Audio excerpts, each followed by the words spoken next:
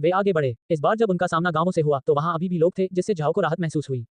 लेकिन ग्रामीणों को देखकर झाओ के मन में मिश्रित भावनाएं थीं। ईमानदारी से कहें तो छठे स्तर के काले जादूगर हालांकि बहुत मजबूत थे, वास्तविक ताकत वाले लोगों की नजर में मेरिन या ग्रीन की तरह कुछ भी नहीं थे।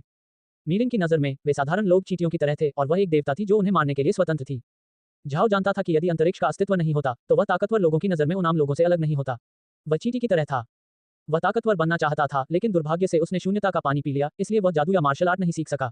एकमात्र शेष चीज जिस पर वह भरोसा कर सकता था वह थी जगह। लेकिन झाओ को समझ आया कि आसान जिंदगी जीना आसान नहीं है। सिर्फ इसलिए कि आप परेशानी से बचने की कोशिश करते हैं, इसका मतलब यह नहीं है कि यह आपके पास नहीं आएगी। यदि आप एक स्थिर जीवन चाहते हैं तो आपको यह सुनिश्चित करना होगा कि आपके पास अपने जीवन को स्थिर रखने की शक्ति है। ताकत। अपने जन्म के बाद यह पहली बार था कि झाओ को सत्ता की इतनी तीव्र इच्छा महसूस हुई। दुर्भाग्य से उसके पास अपनी ताकत बढ़ाने का कोई रास्ता नहीं था। अंतरिक्ष अद्भुत था, लेकिन उसमें आक्रामक शक्ति का अभाव था। हालांकि वह अपने स्वयं के प्रयोजनों के लिए उपयोग करने के लिए कुछ मरे हुओं पर लगाम लगाने में सक्षम था, लेकिन वह मरे हुए लोगों को इकट्ठा करने के लिए सड़े हुए दलदल में नहीं जा सका। वह मौत को दावत देने से अलग नहीं था। झाओ को अभी भी स्पष्ट रूप से याद है कि वह दिन महल की दीवारों पर खड़ा था, दलदल से बाहर आने वाले मरे हुए आत्माओं की भारी संख्या से हैरान था। यदि आप में अपनी रक्षा करने की शक्ति नहीं है तो आप शांति से कैसे रह सकते हैं? इसका केवल एक ही उत्तर है, छिपने के लिए ऐसी जगह की तलाश करें जहां लोग आपको ना पा सकें। ब्लैक वेस्ट एक अच्छा विकल्प था। जमीन के कारण यह ऐसी जगह थी जिस पर किसी का ध्यान नहीं जाता था। लेकिन एक समस्या थी जिसने बुडा कबीले को परेशानी में डाल दिया।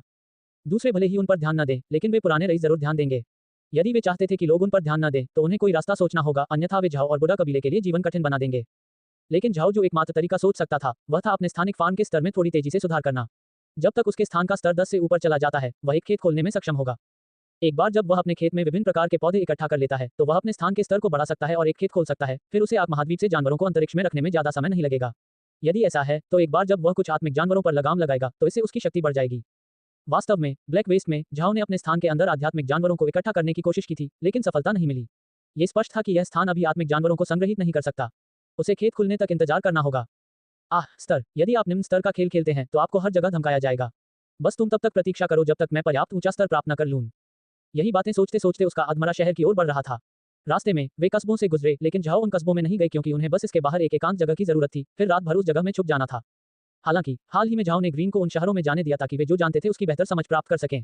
अमर भाड़े का समूह इतना बड़ा था कि लोगों के लिए इसके बारे में न सुनना असंभव था। परिणाम झाओ की उम्मीदों के विपरीत था। उसने सोचा कि यह तो बहुत गंभीर मामला होगा, आखिर बहुत सारे गांव वालों की मौत हो गई है। लेकिन उन्होंने ये नहीं सोचा था कि इस तरह की खबरें इतनी आम हो जाएंगी। जब परसेल डची ने सुना कि अमर भाड़े के समूह ने क्या किया है तो उन्होंने बस वह जमीन ले ली जिस पर गांव थे, फिर उसे जोतने के लिए दासों को भेजा। ग्रीन की बातें सुनकर झाओ को थोड़ी बेहोशी महसूस हुई। पहली बार उसे समझ में आया कि महाद्वीप में कुलीनों के पास कितनी शक्ति है। उन आम लोगों के जीवन और मृत्यु की भनक उन रईसों की नजरों तक भी नहीं पहुंची। शायद वे चाहते थे कि किसी समय उन आम लोगों की मृत्यु हो जाए ताकि वे अपनी भूमि का क्षेत्रफल बढ़ा सकें। झाओ ने एक असहाय मुस्कान दी। वह अभी भी इस दुनिया के विचारों और धारणाओं को पूरी तरह से नहीं अपना सका था। शायद उन रईसों की नजर में आम लोग और गुलाम लोग नहीं थे, लेकिन झाओ की नजर में गुलाम भी एक इंसान था। हालांकि जिस तरह से परसेल कबीले ने उन आम लोगों से निपटा जो मरे हुए भाड़े के समूह द्वारा मारे गए थे वह बहुत ठंडा था। जिस तरह से वे माँ की कारवां पर हमले से निपटे वह जुनून के साथ था। जब उन्होंने सुना कि माँ की कबीले के सदस्यों पर हमला किया गया है तो ग्रैंड ड्यूक स्वयं अपनी संवेदना व्यक्त करने के लिए व्यक्तिगत रूप से आए। इसके अलावा एक और बात थी जो झाओ ने सुनी थी। झाओ की पहचान एक उन्नत काले जादूगर के रूप में उभरी थी और अब हर जगह फैल रही थी। ऐसा व्यक्ति बहुत खतरनाक होता था, इसलिए परसेल कबीला झाओ पर ध्यान दे रहा था। बेशक ये सिर्फ अफवाहें थीं जो ग्रीन ने व्यापारियों और भाड़े के सैनिकों से सुनी थी, लेकिन आग के बिना धुआं नहीं होता, इसलिए ये सच हो सकता है। ये बिल्कुल वैसा ही था जैसा उन्हें उम्मीद थी। जब एक उन्नत काला जादूगर अचानक परसेल डची में प्रकट होता है तो निश्चित रूप से परसेल कबीला उन पर ध्यान देगा। यही वह परिणाम था जो झाओ देखना चाहता था। जब परसेल कबीले ने उन पर ध्यान दिया तो इससे उन्हें बहुत परेशानी हो सकती थी, लेकिन सामान्य तौर पर यह एक अच्छी बात थी। यदि उन्होंने अपना ध्यान काले जादूगर के रूप में झाओ की पहचान पर केंद्रित किया तो यह उसकी एडम पहचान को और अधिक सुरक्षित बना देगा।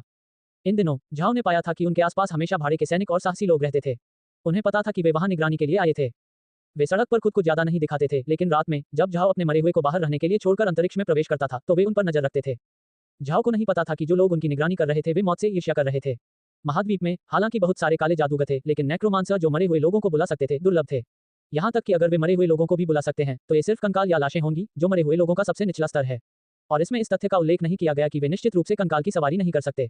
सबसे अच्छा जो वे कर सकते थे वह यह था कि कुछ कंकालों को पालकी में ले जाया जाए।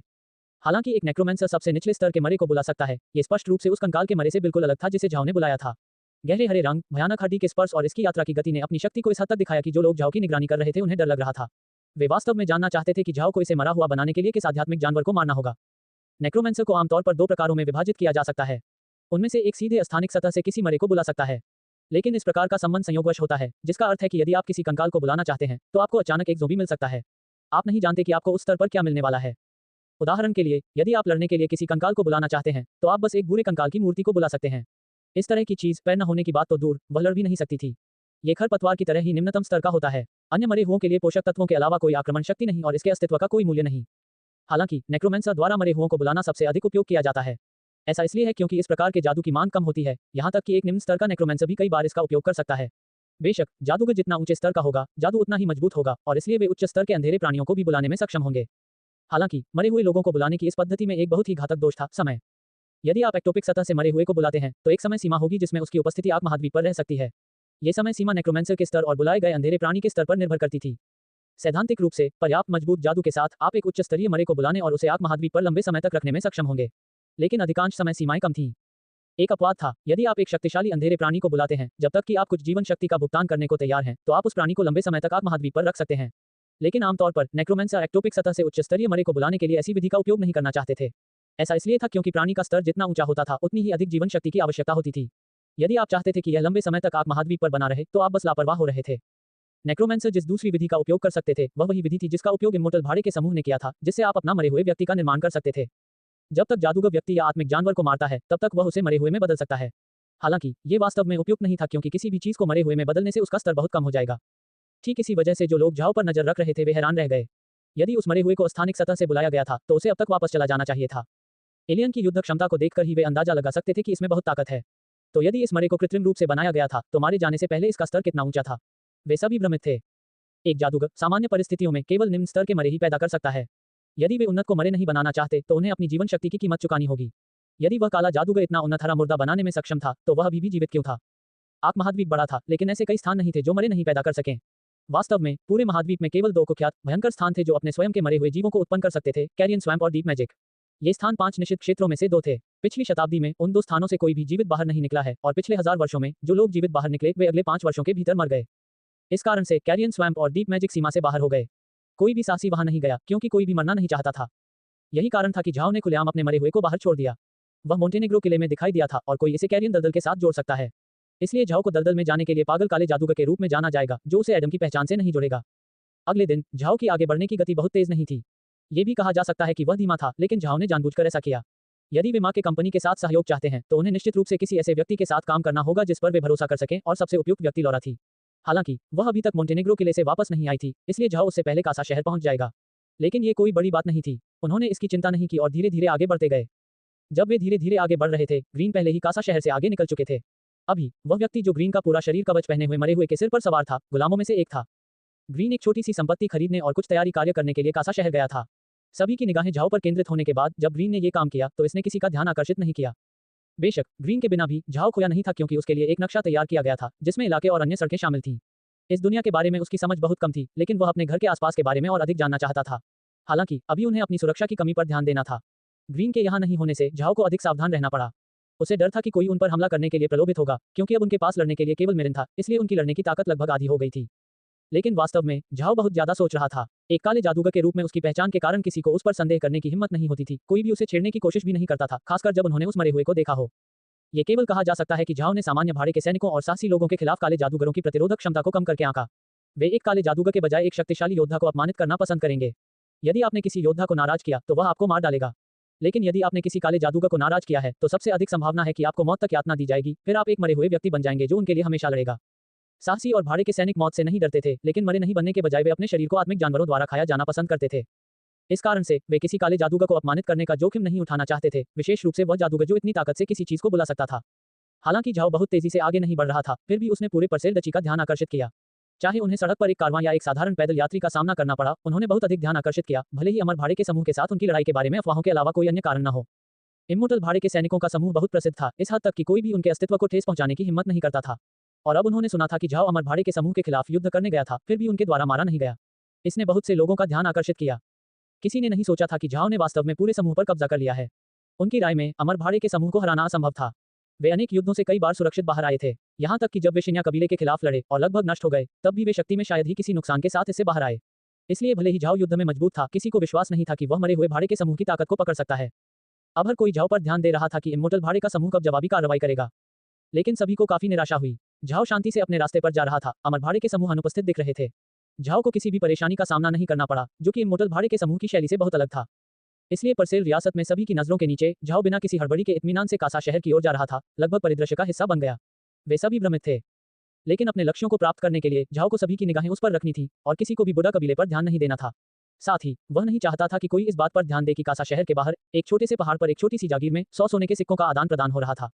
ये छोटी सी जागीर मूल रूप से एक व्यवसायी द्वारा कासा शहर के बाहर पहाड़ों में एक सुदूर पहाड़ी पर बनाई गई थी। यह एक बंजर पहाड़ी थी, कुछ भी उगाने में असमर्थ थी। इसके बारे में सराहनीय बात केवल ये थी कि यह संपत्ति एक स्पा के आसपास बनाई गई थी। जाहिर है, व्यवसाय इस छोटी सी संपत्ति को एक गर्म पानी के झरने के रूप में बनाना चाहता था जहां आप छुट्टियां मना सकें। लेकिन दुर्भाग्यवश बाद में वह दिवालिया हो गए। चून की संपत्ति बहुत दूर थी, इसलिए कोई भी इसे खरीदने को तैयार नहीं था। जब ग्रीन को इसके बारे में पता चला तो उसने तुरंत इसे खरीदने के लिए 100 सोने के सिक्के डाल दिए। ग्रीन ने इस छोटे से पहाड़ को इसलिए चुना क्योंकि सबसे पहले ये यहाँ सस्ता था। जागीर और जिस पहाड़ी पर वह थी उसे खरीदने के लिए केवल 100 सोने के सिक्के ही खरीदने थे। दूसरे, ये कासा शहर के करीब था, यहाँ तक कि एक साधारण गाड़ी से भी शहर पहुंचने में सिर्फ 2 दिन लगेंगे। मूली पहुंचाने और वापस लाने के लिए 4 दिनों की यात्रा पूरी तरह से संभव थी। और तीसरा, ये बहुत दूर था, सामान्य परिस्थितियों में कोई भी उन पर ध्यान नहीं देगा। कासा शहर के पास की पहाड़ियों में लगभग हर संपत्ति में किसी न किसी प्रकार की कुलीन जागीर थी जो एक अवकाश स्थल के रूप में काम करती थी। यह उन संपदाओं के लिए आय के कई स्रोतों में से एक था। इस कारण से संपत्ति खरीदना बहुत सामान्य बात थी, इसलिए कोई भी उन पर ध्यान नहीं देता था। ग्रीन द्वारा जागीर खरीदने के बाद वह तुरंत जानकारी प्राप्त करने के लिए कासा शहर में गया। वह जानना चाहता था कि काले जादूगर की अचानक उपस्थिति के प्रति परसेल कबीले का रवैया किस प्रकार का था। इससे भी महत्वपूर्ण बात यह है कि वह शहर में कीमतों का पता लगाना चाहता था। अभी उनका पैसा खत्म हो रहा था और उनके पास 50 से भी कम सोने के सिक्के बचे थे। और अगर वे अपनी मूलियां बेचना चाहते थे तो उन्हें लौरा के वापस आने तक इंतजार करना पड़ता था। 50 सोने के सिक्के, हालांकि यह आम लोगों के लिए बहुत थे, उनके लिए यह बहुत कम थे। कासा जैसे बड़े शहर में हर चीज की कीमत बहुत अधिक है। उन्हें डर था कि 50 सोने के सिक्के लंबे समय तक उनका साथ नहीं देंगे। झाओ सड़क पर धीरे धीरे आगे बढ़ रहा था। कासा शहर तक पहुंचने में उन्हें पूरे 10 दिन लगे, जहां उन्हें 7 दिन लगने चाहिए थे। जब आखिरकार वह ऐसा करने में सफल हुआ तो वह सीधे कासा शहर में नहीं गया और उसके बाहर रात बिताने का फैसला किया। ऐसा इसलिए था क्योंकि जब वे वहां पहुंचे तो पहले से ही अंधेरा था। दूसरों का मानना था कि झाओ शहर के बाहर रह रहा था क्योंकि अंधेरा था, लेकिन वास्तव में वह ग्रीन के वापस आने का इंतजार कर रहा था और उसे बताएगा कि उसने क्या व्यवस्था की है और कासा शहर में क्या स्थिति है। आधी रात को ग्रीन मृत अवस्था में चला गया, जिसके बाद एक छेद खुल गया जिससे ग्रीन को अंतरिक्ष में प्रवेश करने की अनुमति मिल गई। बाहरी लोगों ने इस पर ध्यान ही नहीं दिया। ये स्थान उनके जादू की श्रेणी में नहीं था। बिना किसी जादुई उतार चढ़ाव को महसूस किए जो लोग झाओ की निगरानी कर रहे थे उन्हें कुछ भी पता नहीं चला। एक बार जब ग्रीन उनसे मिलने आए तो झाओ ने तुरंत उनका स्वागत किया, फिर पूछा, दादाजी ग्रीन, ये कैसा है? ग्रीन मुस्कुराया, निश्चिंत रहें मास्टर, व्यवस्था कर दी गई है। मैंने शहर के बाहर एक छोटी सी संपत्ति खरीदी है। लौरा के वापस आने तक हम वहां रह सकते हैं, फिर हम उसके साथ एक सौदा कर सकते हैं। झाओ को राहत मिली। यह अच्छा है, एक बार जब हम स्टेट में बस जाएंगे तो मैं भी कासा शहर देखने जाना चाहता हूँ। हाँ, हमें कासा शहर देखने जाना चाहिए। हरे ने सिर हिलाया। इन दिनों मैंने पाया कि परसेल कबीला हमारे कबीले से बहुत जुड़ा हुआ लग रहा था, लेकिन अब जब काला जादूगर उभर आया है तो वे अपना ध्यान हम पर केंद्रित कर रहे हैं, इसलिए हमें सामने आना चाहिए। ग्रीन को देखकर ऐसा लग रहा था कि वह कोई विरोधाभास कर रहा है, लेकिन मेरिन और बाकी सभी लोग समझ गए कि उसका मतलब क्या था। उन्हें इस बात का डर नहीं था कि लोग अचानक प्रकट हुए काले जादूगर की पहचान की जांच करेंगे। वे उन लोगों से डरते थे जो अपनी पहचान बुडा कबीले के रूप में जान लेंगे। इसलिए ग्रीन चाहता था कि झाओ, काला जादूगर, इन लोगों का ध्यान आकर्षित करने के लिए उनके सामने आए। झाओ ने सिर हिलाया। अच्छा, मैं देखना चाहता हूं कि वे मेरे साथ कैसा व्यवहार करते हैं। लेकिन एक चीज है जिसके बारे में मैं चिंतित हूं, नशे के पीछे वाला आदमी और दूसरा मरे हुए काले जादूगर। 10 दिन हो गए हैं जब से मैंने नशे और बाकी लोगों को अपने स्थान पर रखा है, इसलिए काफी समय हो गया है जब से उन्होंने उस संगठन से संपर्क नहीं किया है। क्या आपको लगता है कि वह संगठन हमारी पहचान पर संदेह करेगा? ग्रीन ने कहा, इसकी बहुत अधिक संभावना नहीं है। हमें उनसे डरने की जरूरत नहीं है। इसके बजाय यदि वे हमारे पास आए तो ये बेहतर हो सकता है। जब तक वे आएंगे हमें उनके बारे में कुछ सुराग मिल सकते हैं। इतना बेहतर, झाओ ने कहा। कल हम उस एस्टेट में जाएंगे जहां हम बसेंगे, फिर हम कासा शहर जाएंगे। ग्रीन ने सिर हिलाया, लेकिन उसके चेहरे पर दर्द के भाव थे। मास्टर, भले ही हम कासा शहर में जाएं, फिर भी हम कुछ भी नहीं खरीद सकते। अभी हमारे पास केवल 50 सोने के सिक्के हैं। ये राशि वास्तव में हमारे उपयोग के लिए पर्याप्त नहीं है। वे सचमुच 50 स्वर्ण मुद्राओं के साथ कुछ नहीं कर सके। उसे डर था कि वे सबसे साधारण तेल प्रेस भी नहीं खरीद सकते, किसी और चीज की तो बात ही छोड़ दें। सौभाग्य से ग्रीन ने पहले ही बहुत सारा भोजन और सामान खरीद लिया था, इसलिए इस कम समय के भीतर वे कम से कम भूखे नहीं रहेंगे। झाओ ने अपना सिर हिलाया। हमें कुछ भी खरीदने की जरूरत नहीं है, हम बस शहर के चारों ओर घूम सकते हैं। साथ ही हमें उन लोगों को बताना होगा कि हम आ रहे हैं।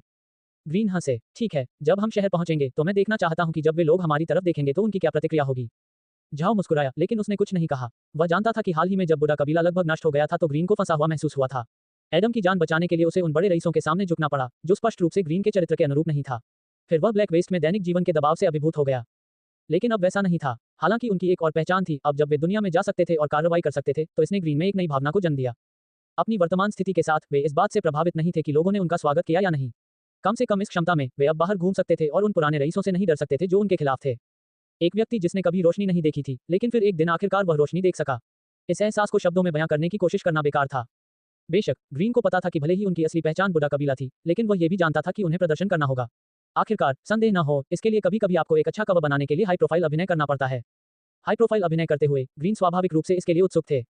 लेकिन मेरिन तमतमा रही थी। मास्टर, अगर हम बहुत अधिक दिखावा करेंगे तो क्या इसका भविष्य में हम पर असर पड़ेगा? एक बार जब हम मूली बेच देंगे और कुछ मशीनें खरीद लेंगे तो हम फिर ब्लैक वेस्ट में वापस चले जाएंगे। इसलिए जब हम वापस जाएंगे तो क्या आंखें नहीं दिखेंगी उन लोगों में से हम पर हो? ग्रीन थोड़ा मुस्कुराया। ऐसी चीजों के बारे में अभी चिंता न करें। जब हम मोंटेनेग्रो किले में पहुंचेंगे तो हम जंगल में जा सकते हैं और कुछ दिनों के लिए वहां छिप सकते हैं। इसलिए भले ही वे उन सभी पहाड़ों को पलट दें, वे हमें नहीं ढूंढ पाएंगे। तब मास्टर नशे में मरे हुए लोगों को परेशानी पैदा करने के लिए ब्लैक वेस्ट में ले जा सकता है। मुझे विश्वास नहीं है कि जो लोग मरे हुए लोगों से डरते हैं वे हमारे महल को ढूंढ पाएंगे। इससे ये सुनिश्चित हो जाएगा कि कोई समस्या नहीं होगी। मेरिन और झाओ को लगा कि यह तरीका अच्छा है। अभी झाओ के पास बहुत सारे मरे हुए लोग थे, लेकिन उनके पास बहुत अधिक बुद्धिमत्ता नहीं थी। आखिरकार वास्तव में ऐसा नहीं था कि झाओ उनसे बात कर सके। मरे हुए ने बस उसकी आज्ञाएं सुनी। वे बिल्कुल रोबोट की तरह थे। झाओ ने उन्हें जो भी करने का आदेश दिया वे वही करेंगे। लेकिन वे बोल नहीं सके। नशे में धुत और मरे हुए काले जादूगर अलग अलग थे। वे न केवल मानव सदृश मरे हुए थे, बल्कि वे मरे हुए उन्नत भी थे। उनके पास लगभग वही बुद्धि थी जो वे जीवित थे। वे आसानी से झाओ के साथ संवाद कर सकते हैं, इसलिए वह उन्हें मरे हुए लोगों को ब्लैक वेस्ट में ले जा सकता है ताकि बाहरी लोग आसानी से प्रवेश न कर सकें। महाद्वीप में लोग आवश्यक रूप से काले कचरे से नहीं डरते थे, लेकिन वे निश्चित रूप से सड़े हुए दलदल से डरते थे। और अब उस दलदल से बहुत सारे मरे हुए आत्मा वाले जानवर इधर उधर भाग रहे होंगे, इसलिए कोई भी ब्लैक वेस्ट को छूने की हिम्मत नहीं करेगा। निस्संदेह यदि कोई वास्तव में महल देखने जाना चाहता है तो झाओ को ड्रंक और बाकी मरे हुए काले जादूगरों को, जिनमें से प्रत्येक छठे स्तर पर हैं, उनकी देखभाल करने देने में कोई आपत्ति नहीं थी।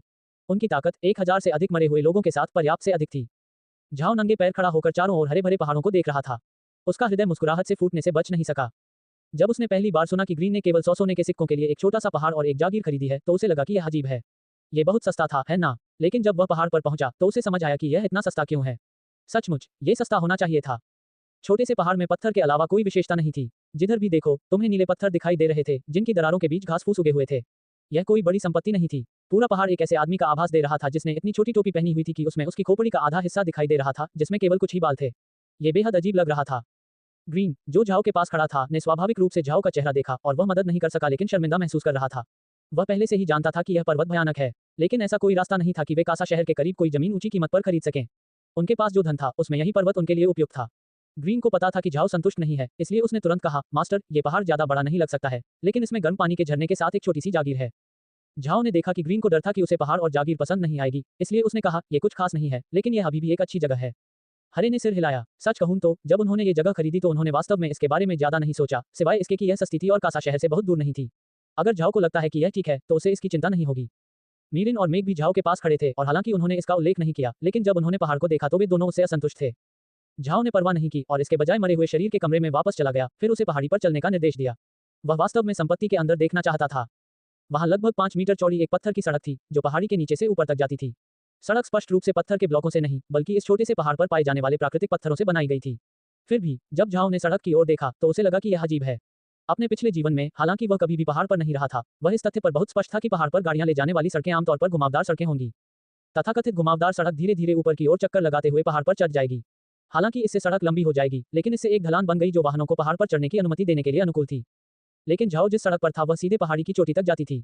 अनिवार्य रूप से इससे एक खड़ी सड़क बन गई। यदि यह उसके पिछले जीवन में होता तो इससे गाड़ियां लड़खड़ा जाती, जिससे चढ़ते समय घोड़ों के लिए किसी भी चीज को खींचना मुश्किल हो जाता। हालांकि झाओ ने कुछ नहीं कहा, क्योंकि उन्हें यह भी पता चला कि इस सड़क पर ऊपर जाने वाली गाड़ियों के निशान थे, जो दर्शाता है कि इस मार्ग का उपयोग किया गया था। वह ये भी जानता था कि उसने पृथ्वी पर जो कुछ भी सीखा है उसके आधार पर वह महाद्वीप का मूल्यांकन नहीं कर सकता है, इसलिए उसने कुछ भी नहीं कहा क्योंकि उसने अपने मरे हुओं को पहाड़ी पर चलने का निर्देश दिया था। शीघ्र ही वे जागीर के सामने आ गए। इसकी 3 मीटर ऊंची नीले पत्थर की दीवारें बहुत मजबूत लग रही थी, जिनमें कुछ काई यहाँ वहां उगाई थी, जबकि इसके लंबे लकड़ी के दरवाजों से बहुत सारा पेंट उखड़ गया था। ऐसा लग रहा था जैसे काफी समय हो गया हो किसी ने इस जगह की सुध ली हो। झाओ और बाकी सभी लोग मरे हुओं में से बाहर निकले और लकड़ी के दरवाजे तक गए। दरवाजा 2 मीटर लंबा और लगभग 5 मीटर चौड़ा था, जिसका पेंट झड़ गया था, जिससे लकड़ी का असली रंग सामने आ रहा था। ग्रीन आगे बढ़ा और जोर से दरवाजा खोला, जिससे तीखी चीखने की आवाज आई। जब दरवाजा खुला तो झाओ की आंखें चमक उठी। उन्हें एक ऐसे आंगन का अच्छा दृश्य दिखाई दिया जो उनके महल के चौराहे से छोटा नहीं था। इस आंगन में लकड़ी और पत्थर से बने 4 घरों की एक पंक्ति थी, जिनमें 2 मीटर चौड़े दरवाजे, 1 मीटर चौड़ी खिड़कियां और सपाट छतें थीं। ऐसा लगता था जैसे इन 4 घरों का उपयोग बाहरी लोगों के लिए रहने वाले कमरे और स्वागत क्षेत्र के रूप में किया जाता था। ये मकान थोड़े घिसे पिटे थे, कई जगह दरारें पड़ गई थीं। हालांकि यदि आप ऐसी जगह रहना चाहते हैं जहां तेज हवाओं से बचा जा सके तो ये जगह संभव है। झाओ ने इन घरों को देखा और संतुष्ट हुए। हो सकता है कि जागीर अच्छी न लगे, लेकिन इससे क्या फर्क पड़ता है। लगभग सभी इमारतों का निर्माण मुख्य सामग्री के रूप में नीले पत्थरों से किया गया था। ये बहुत मजबूत था। हालांकि इस जगह की अच्छी तरह से देखभाल नहीं की गई, लेकिन पिछले कुछ वर्षों में हवा और बारिश के बावजूद इसे कोई बड़ा नुकसान नहीं हुआ। सभी ने घरों में जाकर देखा तो कमरे खाली थे। वहां कोई फर्नीचर नहीं था, इसलिए कमरे काफी विशाल माने जा सकते थे। बस इसे साफ सुथरा कर दें और कोई भी व्यक्ति बिना किसी समस्या के यहाँ रह सकता है। घरों की इस पंक्ति के माध्यम से उन्होंने एक बड़े आंगन शैली के आंगन की खोज की। इसके बीच में एक पेड़ था जिसकी पत्तियां जिंदगो जैसी थी। हालांकि झाओ को वास्तव में नहीं पता था कि यह पेड़ किस प्रजाति का है। वहां एक छोटी सी खाई भी थी जहां पानी बह रहा था। झाओ को आश्चर्य हुआ जब समय समय पर उसे कुछ छोटी मछलियां दिखाई दी। इस प्रांगण में आंगन, पेड़, पानी और मछलियां बहुत अच्छे तरीके से व्यवस्थित हैं, लगभग प्राचीन काल की चीनी शैली की इमारतों की तरह। ये क्रोध के किसी भी अंश से मन को शांत कर सकता है। झाओ ने संतुष्टि के साथ सिर हिलाया, फिर उसने मुड़कर पूछा, दादाजी ग्रीन, ये वातावरण वास्तव में अच्छा है, लेकिन पानी इतना गहरा नहीं है और सर्दियों में ये ठंडा होगा, तो ये छोटी मछलियां जमकर क्यों नहीं मर गईं? ग्रीन के बोलने का इंतजार न करते हुए मैरिन ने मुस्कुराते हुए कहा, मास्टर, मुझे लगता है कि यह गर्म झरने का पानी होगा। पानी का तापमान कभी कम नहीं होता है और आप शायद यह नहीं पहचान पाएंगे कि इन छोटी मछलियों को अग्नि मछली कहा जाता है। वे हैं थर्मल गुणों वाली उष्णकटिबंधीय मछली। ये कहना अजीब है, इन मछलियों को आग से संबंधित उनके गुणों के लिए चुना गया होगा और वे केवल गर्म पानी में ही जीवित रह सकती हैं। यदि पानी का तापमान बहुत कम होता तो वे जमकर मर जाती। यह मछली एक है दुर्लभ व्यंजन। वे चिकने और नाजुक मांस के साथ स्वादिष्ट लगते हैं। मैंने सुना है कि राजा भी विदेशी मेहमानों के मनोरंजन के लिए इन मछलियों का उपयोग करते थे। ये बढ़िया व्यंजन है। झाओ आश्चर्यचकित था। उसने सचमुच नहीं सोचा था कि ऐसी कोई मछली होगी। वह नीचे झुक गया और खाई में पहुंच गया और निश्चित रूप से पानी गर्म था, यहाँ तक कि थोड़ा गर्म भी। तापमान कभी भी 30 डिग्री सेल्सियस से नीचे नहीं गया। ये मछलियां न केवल इस तापमान में जीवित रहने में सक्षम थीं, बल्कि आराम से भी रहने में सक्षम थीं। उसने देखा कि मछली आराम से इधर उधर तैर रही है, फिर उसने एक को पकड़ने की कोशिश की। लेकिन उसने यह नहीं सोचा था कि मछली पानी में इतनी लचीले ढंग से घूम सकेगी और झाओ के चंगुल से भाग जाएगी। जब झाओ ने मछली नहीं पकड़ी तो वह खड़ा हो गया। ठीक है, ऐसा लगता है कि भविष्य में हम कुछ मछलियां पालने में सक्षम होंगे। जबकि मैं हमें सतर्क रखने के लिए पहाड़ी पर कुछ मरे हुए लोगों को छोड़ता हूँ, आइए गुलामों को भी बाहर आने दें। उन्होंने इतने दिनों से ताजी हवा में सांस नहीं ली है। ग्रीन मुस्कुराया, हाँ, उन्हें बाहर आने देना अच्छा है। हो सकता है कि वे इस पहाड़ में नीले पत्थरों पर काम कर सकें। मैंने पढ़ा है कि ये पत्थर बहुत कठोर हैं। पत्थर के उपकरण बनाने के लिए एक अच्छी सामग्री है। मास्टर, इसे बनाने के लिए इसका उपयोग करने के बारे में क्या ख्याल है? वह चक्की का पत्थर। क्या अब इसे बनाने का यह एक अच्छा अवसर नहीं होगा? झाओ ने सिर हिलाया, फिर हंसते हुए कहा, दादाजी ग्रीन, ऐसा लगता है कि इस बार हमने वास्तव में एक खजाना उठाया है। वहाँ एक गर्म पानी का झरना है, अग्नि मछली है जिसे हम पाल सकते हैं, हमें जो चाहिए उसे बनाने के लिए पत्थर हैं, और जल्द ही हम एक खजाना बनाएंगे, बहुत पैसे। मार्क चुपचाप जंगल में छिप गया। जंगल बहुत ऊंचे थे, अधिकतर झाड़ियां ही थीं, लेकिन इन झाड़ियों के कारण ही यहाँ की घास लंबी और घनी हो पाई, जो उसके छिपने के लिए उपयुक्त थी। मार्क परसेल एक विशेष रूप से प्रशिक्षित हत्यारा था। उनके प्रशिक्षण के तरीके एक योद्धा के समान नहीं थे। यह अधिकतर हल्के फुल्के तरीकों, भेष बदलने, छिपकर हत्या करने और हत्या पर आधारित था। यह एक वैकल्पिक प्रकार का प्रशिक्षण था जो प्रमुख कुलों द्वारा कुछ ऐसे सदस्यों को दिया जाता था जो मृत्यु से नहीं डरते थे। इस बार कबीले ने उसे जो कार्य दिया वह सरल था। उसे स्टोनी माउंटेन की निगरानी करनी थी, क्योंकि झाओ नाम के एक काले जादूगर के बारे में कुछ अफवाहें थीं। ऐसा लगता है कि यह छोटा सा पहाड़ उसके द्वारा खरीदा गया था और उसका कबीला जानना चाहता था कि झाओ इसके साथ क्या करने जा रहा है। जब मार्क ने चट्टानों के बीच एक अराजक स्थिति देखी तो वह पहाड़ के आधे रास्ते पर चढ़ गया। हालांकि उसने यह नहीं देखा कि जागीर के अंदर क्या हो रहा था, लेकिन जागीर का बाहरी हिस्सा उसकी नजरों से बच नहीं सका। जागीर पर काले कोहरे की परत छाई हुई थी। वह इस तथ्य पर बहुत स्पष्ट थे कि यह स्टोनी माउंटेन के आसपास बनने वाली सामान्य धुंध नहीं थी, बल्कि कुछ ऐसा था जो केवल एक काले जादू द्वारा ही बनाया जा सकता था।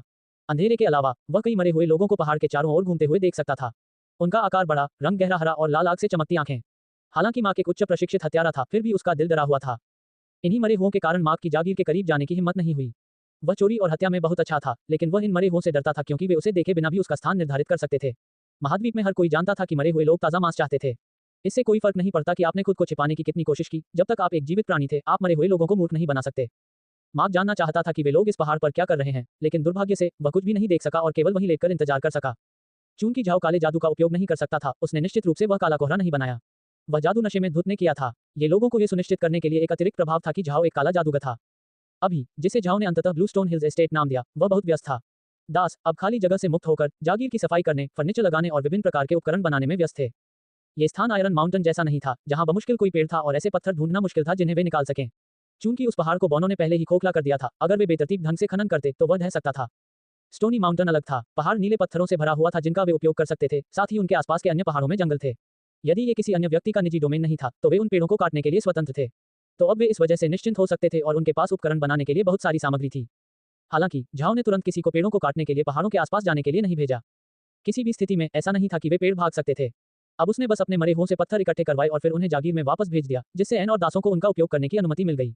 इस तरह वे मिल के पत्थरों के लिए कई डिस्क बनाने में सक्षम थे।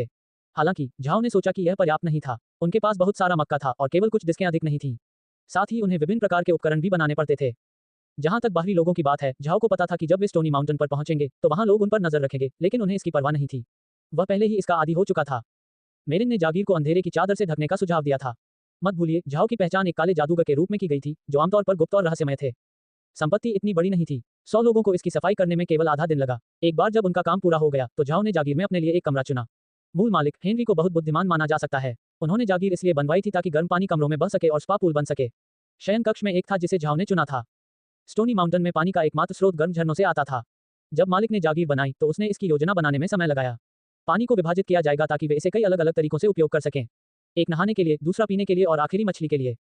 ये कहा जा सकता है कि हालांकि जागीर का स्वरूप बहुत अच्छा नहीं दिखता था, लेकिन अंदर का हिस्सा बहुत अच्छी तरह से बनाया गया था, जाहिर तौर पर एक प्रसिद्ध विशेषज्ञ द्वारा डिजाइन किया गया था। चूंकि जागीर में हर कोई व्यस्त था, झाओ के पास स्पा का ठीक से आनंद लेने का समय नहीं था। उन्हें शाम तक इंतजार करना पड़ा। रात के खाने के बाद झाओ अपने कमरे में लौट आया और अपना काला लबादा उतार दिया, फिर वह स्पा में चला गया। पूरी संपत्ति में से उनका कमरा, जो सबसे बड़ा कमरा था, सबसे बड़ा स्पा था, जो लगभग 10 वर्ग मीटर का था। अन्य कमरों में केवल स्पा पूल थे जो 2 मीटर लंबे और 1 मीटर चौड़े थे। लेकिन ये जागीर बहुत अच्छे ढंग से बनाई गई थी। हर शयन कक्ष में एक स्पा था जो बहुत असाधारण था, और जल निकासी की व्यवस्था भी अच्छी थी। अपने आप को स्नान में धोने के बाद आप बस कॉक खींच लें और पानी बह जाएगा।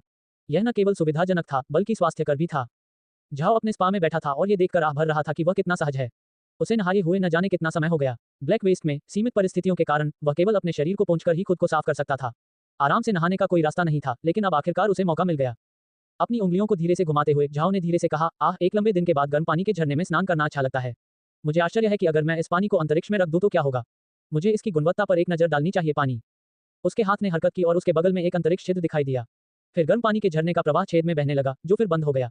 सौभाग्य से आज दास अंतरिक्ष के बाहर सो रहे थे, अन्यथा झाओ ने उन्हें जगा दिया होता। जैसे ही गर्म पानी अंतरिक्ष में था, तुरंत आवाज आई, उच्च श्रेणी के गर्म झरने के पानी में विभिन्न प्रकार के लाभकारी खनिज होते हैं। उपयोगी खनिजों का निष्कर्षण। स्थानिक जल को उन्नत किया गया है। आपका स्तर 6 तक बढ़ गया है। स्थान आवश्यकताओं तक पहुंच गया है। गर्म झरनों का आकार बढ़ रहा है। आपको ब्रोकोली के बीज का एक बैग पुरस्कार दिया जाएगा, जो 2 एकड़ में रोपण के लिए पर्याप्त है। झाओ एक पल के लिए ठिठक गया। वह जानता था कि जब वह गर्म झरने का पानी अंतरिक्ष में डालेगा तो प्रतिक्रिया होगी, पिछली बार की तरह आयरन माउंटेन से भूमिगत झील के पानी के साथ, लेकिन उसने यह नहीं सोचा था कि यह इतना अच्छा होगा। क्या आवाज में गर्म पानी के झरने का जिक्र था? इसका क्या मतलब था? झाओ इंतजार नहीं कर सका। एक विचार के साथ नग्न रहते हुए उन्होंने अंतरिक्ष में कदम रखा। झाओ ने पाया कि अंतरिक्ष अलग था। उसकी झोपड़ी के सामने पानी का झरना तो था ही, इसके अलावा एक और झरना था जहां से भाप निकल रही थी। ऐसा लग रहा था कि तापमान निश्चित रूप से कम नहीं था। यह अच्छी बात थी कि उस स्थान पर कोई और नहीं था, क्योंकि जब झाओ तेजी से गर्म झरनों की ओर भागा तो वह अपने नंगे नितंबों में था। स्पा आशाजनक लग रहा था, लेकिन उसने उसे छूने की हिम्मत नहीं की। गर्म पानी से उसे डर था कि तापमान बहुत अधिक हो सकता है, शायद 80 डिग्री सेल्सियस भी। 80 डिग्री का उच्च तापमान अंडे उबाल सकता है, इसलिए झाओ ने स्वाभाविक रूप से अपना हाथ पानी में नहीं डाला। यदि वह गर्म पानी के झरने में भीगना चाहता है तो वह बस अपने कमरे के स्पा में वापस जा सकता है। अंतरिक्ष के चारों ओर एक आखिरी नजर डालने पर उसने देखा कि और कुछ भी नहीं बदला था। तेल के फल अच्छे से बढ़ रहे थे और मक्का भी अच्छा लग रहा था। हो सकता है कि वह कल उनकी कटाई कर सके। झाओ अंतरिक्ष से बाहर चला गया और वापस अपने स्पा पूल में चला गया। चुपचाप वहीं लेटकर उसने अपने हाथों से हिसाब लगाया। अभी उसके पास लगभग 2,40,000 बिल्ली मूली थी। उसके तेल के फल अपने 11वें बैच में बढ़ रहे थे और उसके पास लगभग 495,000 बिल्ली मकई थी, जो अभी अभी उनके 26वें बैच में आई थी। इसके अलावा 2 दिन पहले उन्होंने कुछ समय के लिए मक्का उगाना बंद कर दिया और गेहूं, गोभी और बैंगन लगाना शुरू कर दिया। अब उसके पास 32,000 किलो गेहूं, 20,000 किलो बैंगन और 20,000 किलो गोभी हो गई। साथ ही उसके स्थान पर 600 सोने के सिक्के थे और उसे ब्रोकोली के बीज का एक बैग मिला था। बचे हुए बीज केवल चरागाह के बीज थे। ये सभी चीजें वही थी जो झाओ के पास वर्तमान में थी। ये चीजें बहुत ज्यादा लग रही थी, लेकिन इनमें से ज्यादातर में पैसे कम थे।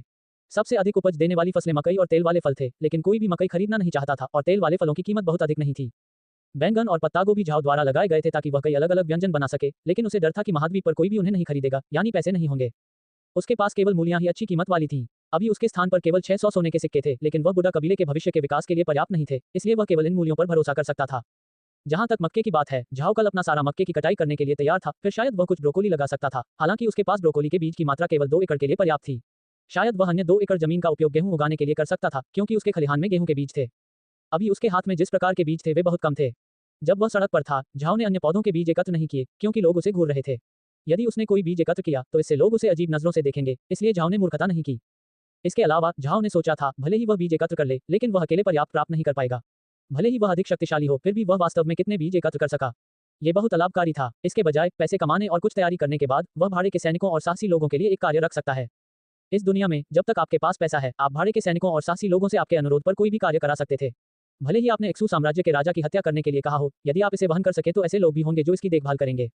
स्पा पूल में बैठकर झाओ इन्हीं बातों पर विचार कर रहा था, लेकिन अभी उसके पास बहुत कम पैसा उपलब्ध था और उसके दुश्मन बहुत मजबूत थे, इसलिए झाओ ने अपनी पारंपरिक कम महत्वपूर्ण शैली को बनाए रखने का फैसला किया। अचानक झाओ को थकान का एहसास हुआ। उसने उसके सिर को हिलाकर रख दिया। स्पा में भीगने के बाद उन्हें वास्तव में बेहोशी महसूस हुई। खड़े होकर उसने तौलिया उठाया और अपना शरीर पोंछा, फिर वह अपने शयनकक्ष में चला गया जहां चाय का बर्तन रखा था। वह अपने ऊपर एक कप डालकर बिस्तर पर बैठ गया और चुपचाप उसे पी गया। झाओ का शरीर कमजोर महसूस हुआ। वह जानता था कि वह बहुत देर तक हॉट स्पा में रहा था। वह हाल ही में बहुत अधिक दबाव में रह रहा था, इसलिए वह कुछ समय के लिए आलसी होना चाहता था। वहां स्पा में चुपचाप लेटे रहना अच्छा लग रहा था, लेकिन अब सोने का समय हो गया था। अपनी भावनाओं को शांत करते हुए झाओ ने रात को अच्छी नींद लेने का फैसला किया। कल वे कासा शहर जाएंगे। वह वास्तव में ये देखना चाहता था कि इसे एक्सू साम्राज्य के उत्तरी भागों का मोती क्यों कहा जाता है। झाओ का ये पहली बार था जब वह किसी बड़े शहर में जा रहा था। उसे सचमुच कुछ उम्मीदें थीं। हालांकि एडम राजधानी में रहता था, जो एक्सू साम्राज्य का सबसे बड़ा और सबसे समृद्ध शहर था। झाओ के लिए वे यादें उसके दिमाग में एक फिल्म देखने जैसी थीं। ये वास्तविक नहीं लगा, इसीलिए वह कासा शहर जाने की फिराक में था। रात बिना शब्दों के बीत गई। गुलाम अंतरिक्ष के बाहर खुली हवा में शांति से सो रहे थे। अगली सुबह सभी लोग उत्साह से उठे। अधिकांश कमरों में स्पा था, इसलिए दास अच्छे से स्नान कर पाते थे। नाश्ते के बाद दास शब्दों को पढ़ना और लिखना सीखने के लिए फिर से अंतरिक्ष में चले गए। फिर झाओ अपने मरे में मिला और सीधे कासा शहर की ओर चला गया। यहाँ से वहां तक अगर वे गाड़ी से यात्रा कर रहे होते तो 2 दिन की दूरी होती, लेकिन झाओ एक मरे हुए आदमी के अंदर सवार था। घोड़ों की तुलना में इसकी गति उतनी खराब नहीं थी और चूंकि यह समतल हो गया था, इसलिए यह और भी तेज थी। इसके अलावा घोड़े अंततः थक जाते थे, जबकि उनका मरना जारी रहता था। अब झाओ को कासा शहर पहुंचने में केवल आधे दिन से थोड़ा अधिक समय लगा। शहर के चारों ओर कुछ पहाड़ होने के कारण इसकी दीवारें पारंपरिक रूप से चौकोर आकार की नहीं, बल्कि गोलाकार थीं। दीवारें लगभग 30 मीटर ऊंची और 6 मीटर मोटी थीं और इसमें 18 द्वार थे। दीवार पर परसेल कबीले का झंडा लगा हुआ था, जो राजसी लग रहा था। समय समय पर सैनिकों की टीमें चमचमाते हथियारों के साथ चांदी के कवच में वीरतापूर्ण नजर आते हुए दीवारों पर गश्त करती थीं। हर चीज से पता चला कि यह एक असाधारण जगह थी। झाओ दीवारों के नीचे खड़ा था, सीधे ऊपर देख रहा था। उसने पहले कभी ऐसी दीवारें नहीं देखी थी, क्योंकि अपने पिछले जीवन में वह केवल एक आधुनिक शहर में रहा था। इन भव्य दीवारों को देखकर वह उन प्राचीन चीनी शहरों के बारे में सोचने से खुद को नहीं रोक सका। आप निश्चित रूप से किसी भी सेना की गति को रोकने के लिए इन दीवारों पर भरोसा कर सकते हैं। झाओ केवल उन पर आश्चर्य कर सकता था। अब तक झाओ पहले ही अपने मरे हुए को अंतरिक्ष में लौटा चुका था। कासा शहर जैसे बड़े शहरों का सामान्य नियम यह था कि दीवारों से लगभग 500 मीटर की दूरी पर एक चेतावनी क्षेत्र होता था।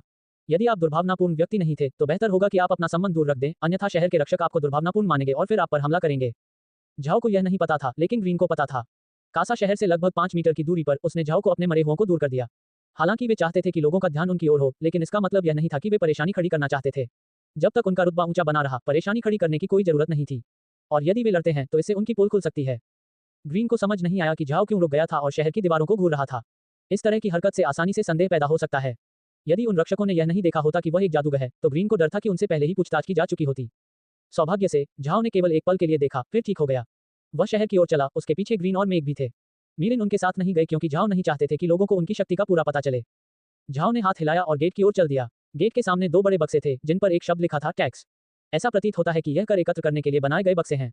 यदि लोग फाटकों के माध्यम से जाना चाहते थे तो उन्हें बक्से में पैसे डालने होंगे, अन्यथा उन्हें रोक दिया जाएगा। हालांकि झाओ को टैक्स नहीं देना पड़ा। उसे याद आया कि ग्रीन ने उससे क्या कहा था कि जादूगर मुक्त रह सकते हैं। बेशक इसका मतलब यह नहीं था कि जादूगर का चोला पहनने से आपको छूट मिल जाएगी। यदि आप कर मुक्त रहना चाहते हैं तो आपको मैज एसोसिएशन में पंजीकरण कराना होगा और एक बैज प्राप्त करना होगा। कोई बैज नहीं, कोई अपवाद नहीं। लेकिन झाओ एक अपवाद था। हालांकि उसके पास जादूगर का बैज नहीं था, रक्षकों ने पहले ही उसे अपने मरे हुए को हटाते हुए देख लिया था। इससे एक जादूगर के रूप में उसकी पहचान का संकेत मिलता था, इसलिए उन रक्षकों ने उसे रोकने की हिम्मत नहीं की। महाद्वीप पर बहुत सारे काले जादूगर थे जो मैज एसोसिएशन के साथ पंजीकृत नहीं थे। मोंटेनेग्रो किले जैसी जगहों को छोड़कर कोई भी काला जादूगर होने का नाटक करने की हिम्मत नहीं करेगा। एक बार जब वे गेट के करीब पहुंच गए तो ग्रीन ने झाओ को फिर से याद दिलाया कि क्या करना है, क्योंकि उन्हें डर था कि अगर काले जादूगर के रूप में झाओ का प्रदर्शन बहुत मध्यम था तो इससे संदेह पैदा हो सकता है। तीनों धीरे धीरे शहर की ओर चले और निश्चित रूप से न केवल शहर के रक्षकों ने उन्हें नहीं रोका, बल्कि उन्होंने एक औपचारिक रेखा भी बनाई जिससे झाओ को जाने दिया गया। इस संसार में जब तक तुम्हारे पास शक्ति थी तब तक तुम्हारा सम्मान था। वे गेट में दाखिल हुए और एक भ्रमित करने वाले दृश्य का सामना करना पड़ा। सड़क लगभग 1 मीटर चौड़ी थी। पैदल यात्री मक्खियों की तरह आ जा रहे थे। सड़क के किनारे कुछ ठेले और दुकानें थीं। जाहिर है यहाँ कोई शहरी प्रबंधन नहीं था। हर कोई चिल्ला रहा था और समय समय पर राहगीर रुकते और उनसे कुछ खरीदते। ये बेहद जीवंत था। सड़क पर लोग कई तरह से बंटे हुए थे। कुछ सिर्फ लिनेन पहने हुए साधारण लोग थे, जबकि अन्य चमड़े के हेलमेट और एक योद्धा के कपड़े पहने हुए थे। लेकिन सड़क पर शायद ही कोई जादू का वस्त्र पहने हुए चल रहा था। तभी एक आवाज आई, प्रिय जादूगर, क्या आप मेरी गाड़ी किराए पर लेना चाहेंगे? ये बहुत आरामदायक और सस्ती है। मैं कासा शहर में पला बड़ा हूँ, इसलिए मैं हर एक सड़क जानता हूँ। आप जहाँ भी जाना चाहें मैं आपको भेज सकता हूँ। झाओ ने चारों ओर देखा और एक कोचमैन को खड़ी गाड़ी पर बैठा देखा। गाड़ी को एक बड़ा लाल घोड़ा खींच रहा था, जबकि उसके वैगन को एक सुंदर पैटर्न के साथ काले रंग से रंगा गया था। झाओ को नहीं पता था कि घोड़ा क्या था, लेकिन ग्रीन ने उसे पहचान लिया। हालांकि घोड़ा अच्छा लग रहा था, ये सिर्फ एक साधारण आत्मिक जानवर था। ये निश्चित रूप से झाओ की पहचान से मेल नहीं खाता। लेकिन भले ही यह मेल नहीं खाता हो, वे अभी अभी कासा शहर में आए थे और अभी भी इससे अपरिचित थे। साथ ही उनके पास इतने पैसे नहीं थे, इसलिए वे स्वाभाविक रूप से अपनी खुद की गाड़ी नहीं खरीद सकते थे। और इस शहर में बुलाने के लिए जादू का स्वतंत्र रूप से उपयोग करना असंभव था, इसलिए वह अपने मरे हुओं को बाहर नहीं बुला सकता था। उनके लिए अपना रास्ता ढूंढने का एकमात्र तरीका एक गाड़ी किराए पर लेना था। ग्रीन ड्राइवर के पास गया और पूछा, तुम्हारा नाम क्या है और तुम्हें एक दिन के लिए किराए पर लेने में कितना खर्च आएगा? ड्राइवर ने नहीं सोचा था कि चीजें इतनी आसानी से हो जाएंगी। आप जानते हैं, जादूगरों के पास आमतौर पर पैसे की कमी नहीं होती थी, इसलिए वे शायद ही कभी आम गाड़ी किराए पर लेते थे। उसे उम्मीद भी नहीं थी कि वे उससे कीमत पूछेंगे। ड्राइवर ने तुरंत उत्तर दिया, प्रिय जादूगर, मेरी गाड़ी बहुत सस्ती है, प्रतिदिन केवल 1 चांदी। और मेरा नाम रॉकी है। ग्रीन ने एक चांदी का सिक्का फेंका और कहा, मैं तुम्हें एक दिन के लिए काम पर रखूंगा। फिर वह पलटा और झाओ से बात की, मास्टर कृपया आगे बढ़ें। झाओ ने सिर हिलाया। वह आगे बढ़ा, उसके पीछे मेघ आई। गाड़ी का वैगन बहुत बड़ा था, जिसमें 6 लोग समा सकते थे। लेकिन ग्रीन वैगन में नहीं चढ़ा, बल्कि रॉकी के बगल में बैठ गया। हमें मैज एसोसिएशन के पास भेजो, ग्रीन ने कहा। द मैज एसोसिएशन महाद्वीप का एक संगठन था, जिसमें प्रत्येक साम्राज्य का अपना स्वतंत्र संघ था। मैज एसोसिएशन विशेष रूप से जादूगरों की सेवा के लिए स्थापित किया गया था, न कि उन्हें प्रबंधित करने के लिए। एक साम्राज्य में एक जादूगर को कुलीन वर्ग के बराबर दर्जा प्राप्त था, इसलिए एसोसिएशन ने उन्हें प्रबंधित करने की हिम्मत नहीं की और केवल आवश्यक सेवाएं प्रदान की। मैज एसोसिएशन के साथ पंजीकृत प्रत्येक जादूगर को सब्सिडी में प्रति माह 10 सोने के सिक्के मिलेंगे, लेकिन निश्चित रूप से कुछ जादूगरों को उस छोटी राशि की परवाह थी। हालांकि एसोसिएशन के साथ पंजीकरण करने से कई अन्य लाभ मिले। उदाहरण के लिए, एक मैच बैज आपको बहुत सी चीजों से छूट देगा जो दूसरों पर थोपी गई थी। एसोसिएशन में जादूगर के रूप में पंजीकरण कराना आसान था क्योंकि उनकी नीति बहुत उदार थी। परीक्षा जैसा कुछ नहीं था, आपको बस ये साबित करने के लिए अपना जादू दिखाना था कि आप एक जादूगर हैं, फिर आप मैच एसोसिएशन के साथ पंजीकरण कर सकते हैं। बेशक, पंजीकरण से गुजरने वाले जादूगरों को विभिन्न स्तरों के साथ वर्गीकृत किया जाएगा। यदि आप बस थोड़ा सा जादू दिखाते हैं तो आप केवल निम्नतम स्तर के जादूगर के रूप में पंजीकृत हो सकते हैं। इसका मतलब ये होगा कि आपको प्रति माह 10 सोने के सिक्के और कर मुक्त जीवन ही एकमात्र लाभ मिल सकता है। लेकिन अगर आपने दिखाया कि आपकी ताकत उच्च स्तर पर है तो आपको अधिक सेवाएं और लाभ मिलेंगे। उदाहरण के लिए, यदि झाओ के पास उन्नत मैच बैज होता तो जब वह शहर के गेट पर पहुंचता तो एसोसिएशन तुरंत उन्हें लेने के लिए एक गाड़ी भेज देता। उनके लिए हर चीज की व्यवस्था की जाएगी, उनके रहने के खर्च की प्रतिपूर्ति की जाएगी और उन्हें 100 से 1000 सोने के सिक्कों के बीच मासिक भत्ता मिलेगा। बेशक, इस बैच को पाने के लिए आपके पास पर्याप्त ताकत होनी चाहिए जो कम से कम छठे स्तर पर हो। ग्रीन के इस शहर में आने का एक कारण झाओ को मैच बैज मिलना था। इससे उन्हें काफी सहूलियत मिलेगी। जब ग्रीन ने रॉकी को मैच एसोसिएशन में जाने के लिए कहा तो उसने सलाम किया और अपनी गाड़ी सीधे एसोसिएशन की ओर चला दी।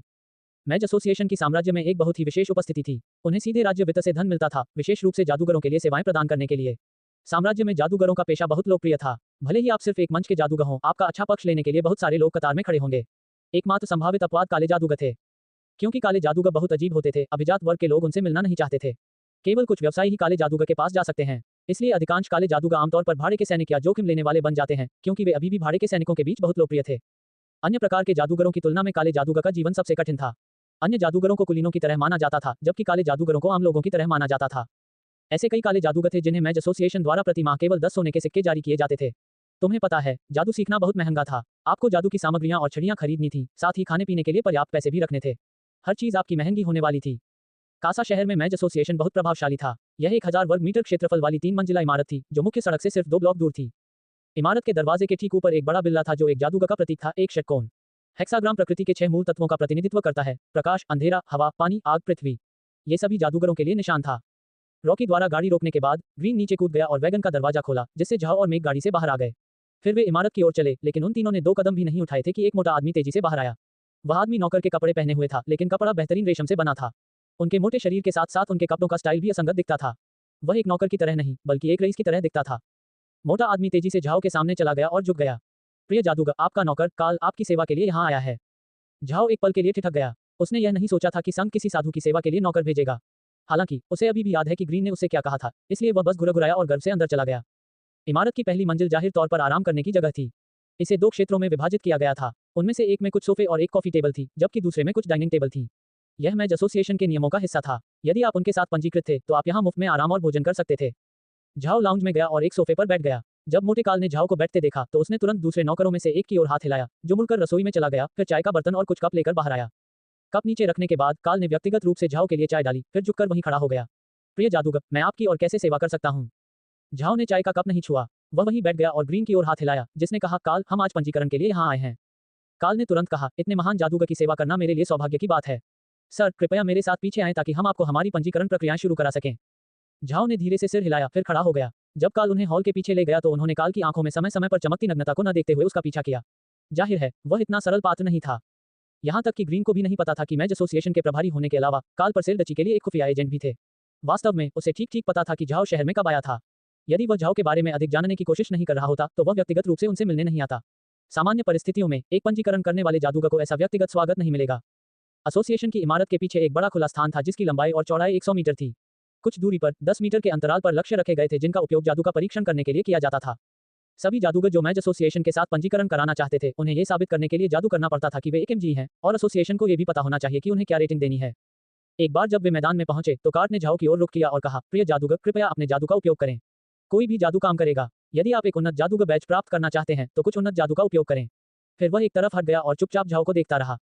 यह कोई नहीं जानता था, लेकिन यद्यपि काल कोई जादूगर नहीं था, लेकिन कई वर्षों तक जादूगरों के साथ लंबे समय तक संपर्क में रहने के कारण उसने जादू पर कुछ ज्ञान प्राप्त कर लिया था और जादुई शक्ति को महसूस करने की उसकी क्षमता बहुत संवेदनशील थी। जब तक एक जादूगर जादू का उपयोग करता है, वह एक जादूगर के स्तर का विश्लेषण करने में सक्षम होगा। 10 में से 8 बार उसका निर्णय सही होता। ये काल के निर्णय के कारण ही था कि वह दशकों तक मैच एसोसिएशन के साथ एक अविभाज्य संबंध रखने में सक्षम था।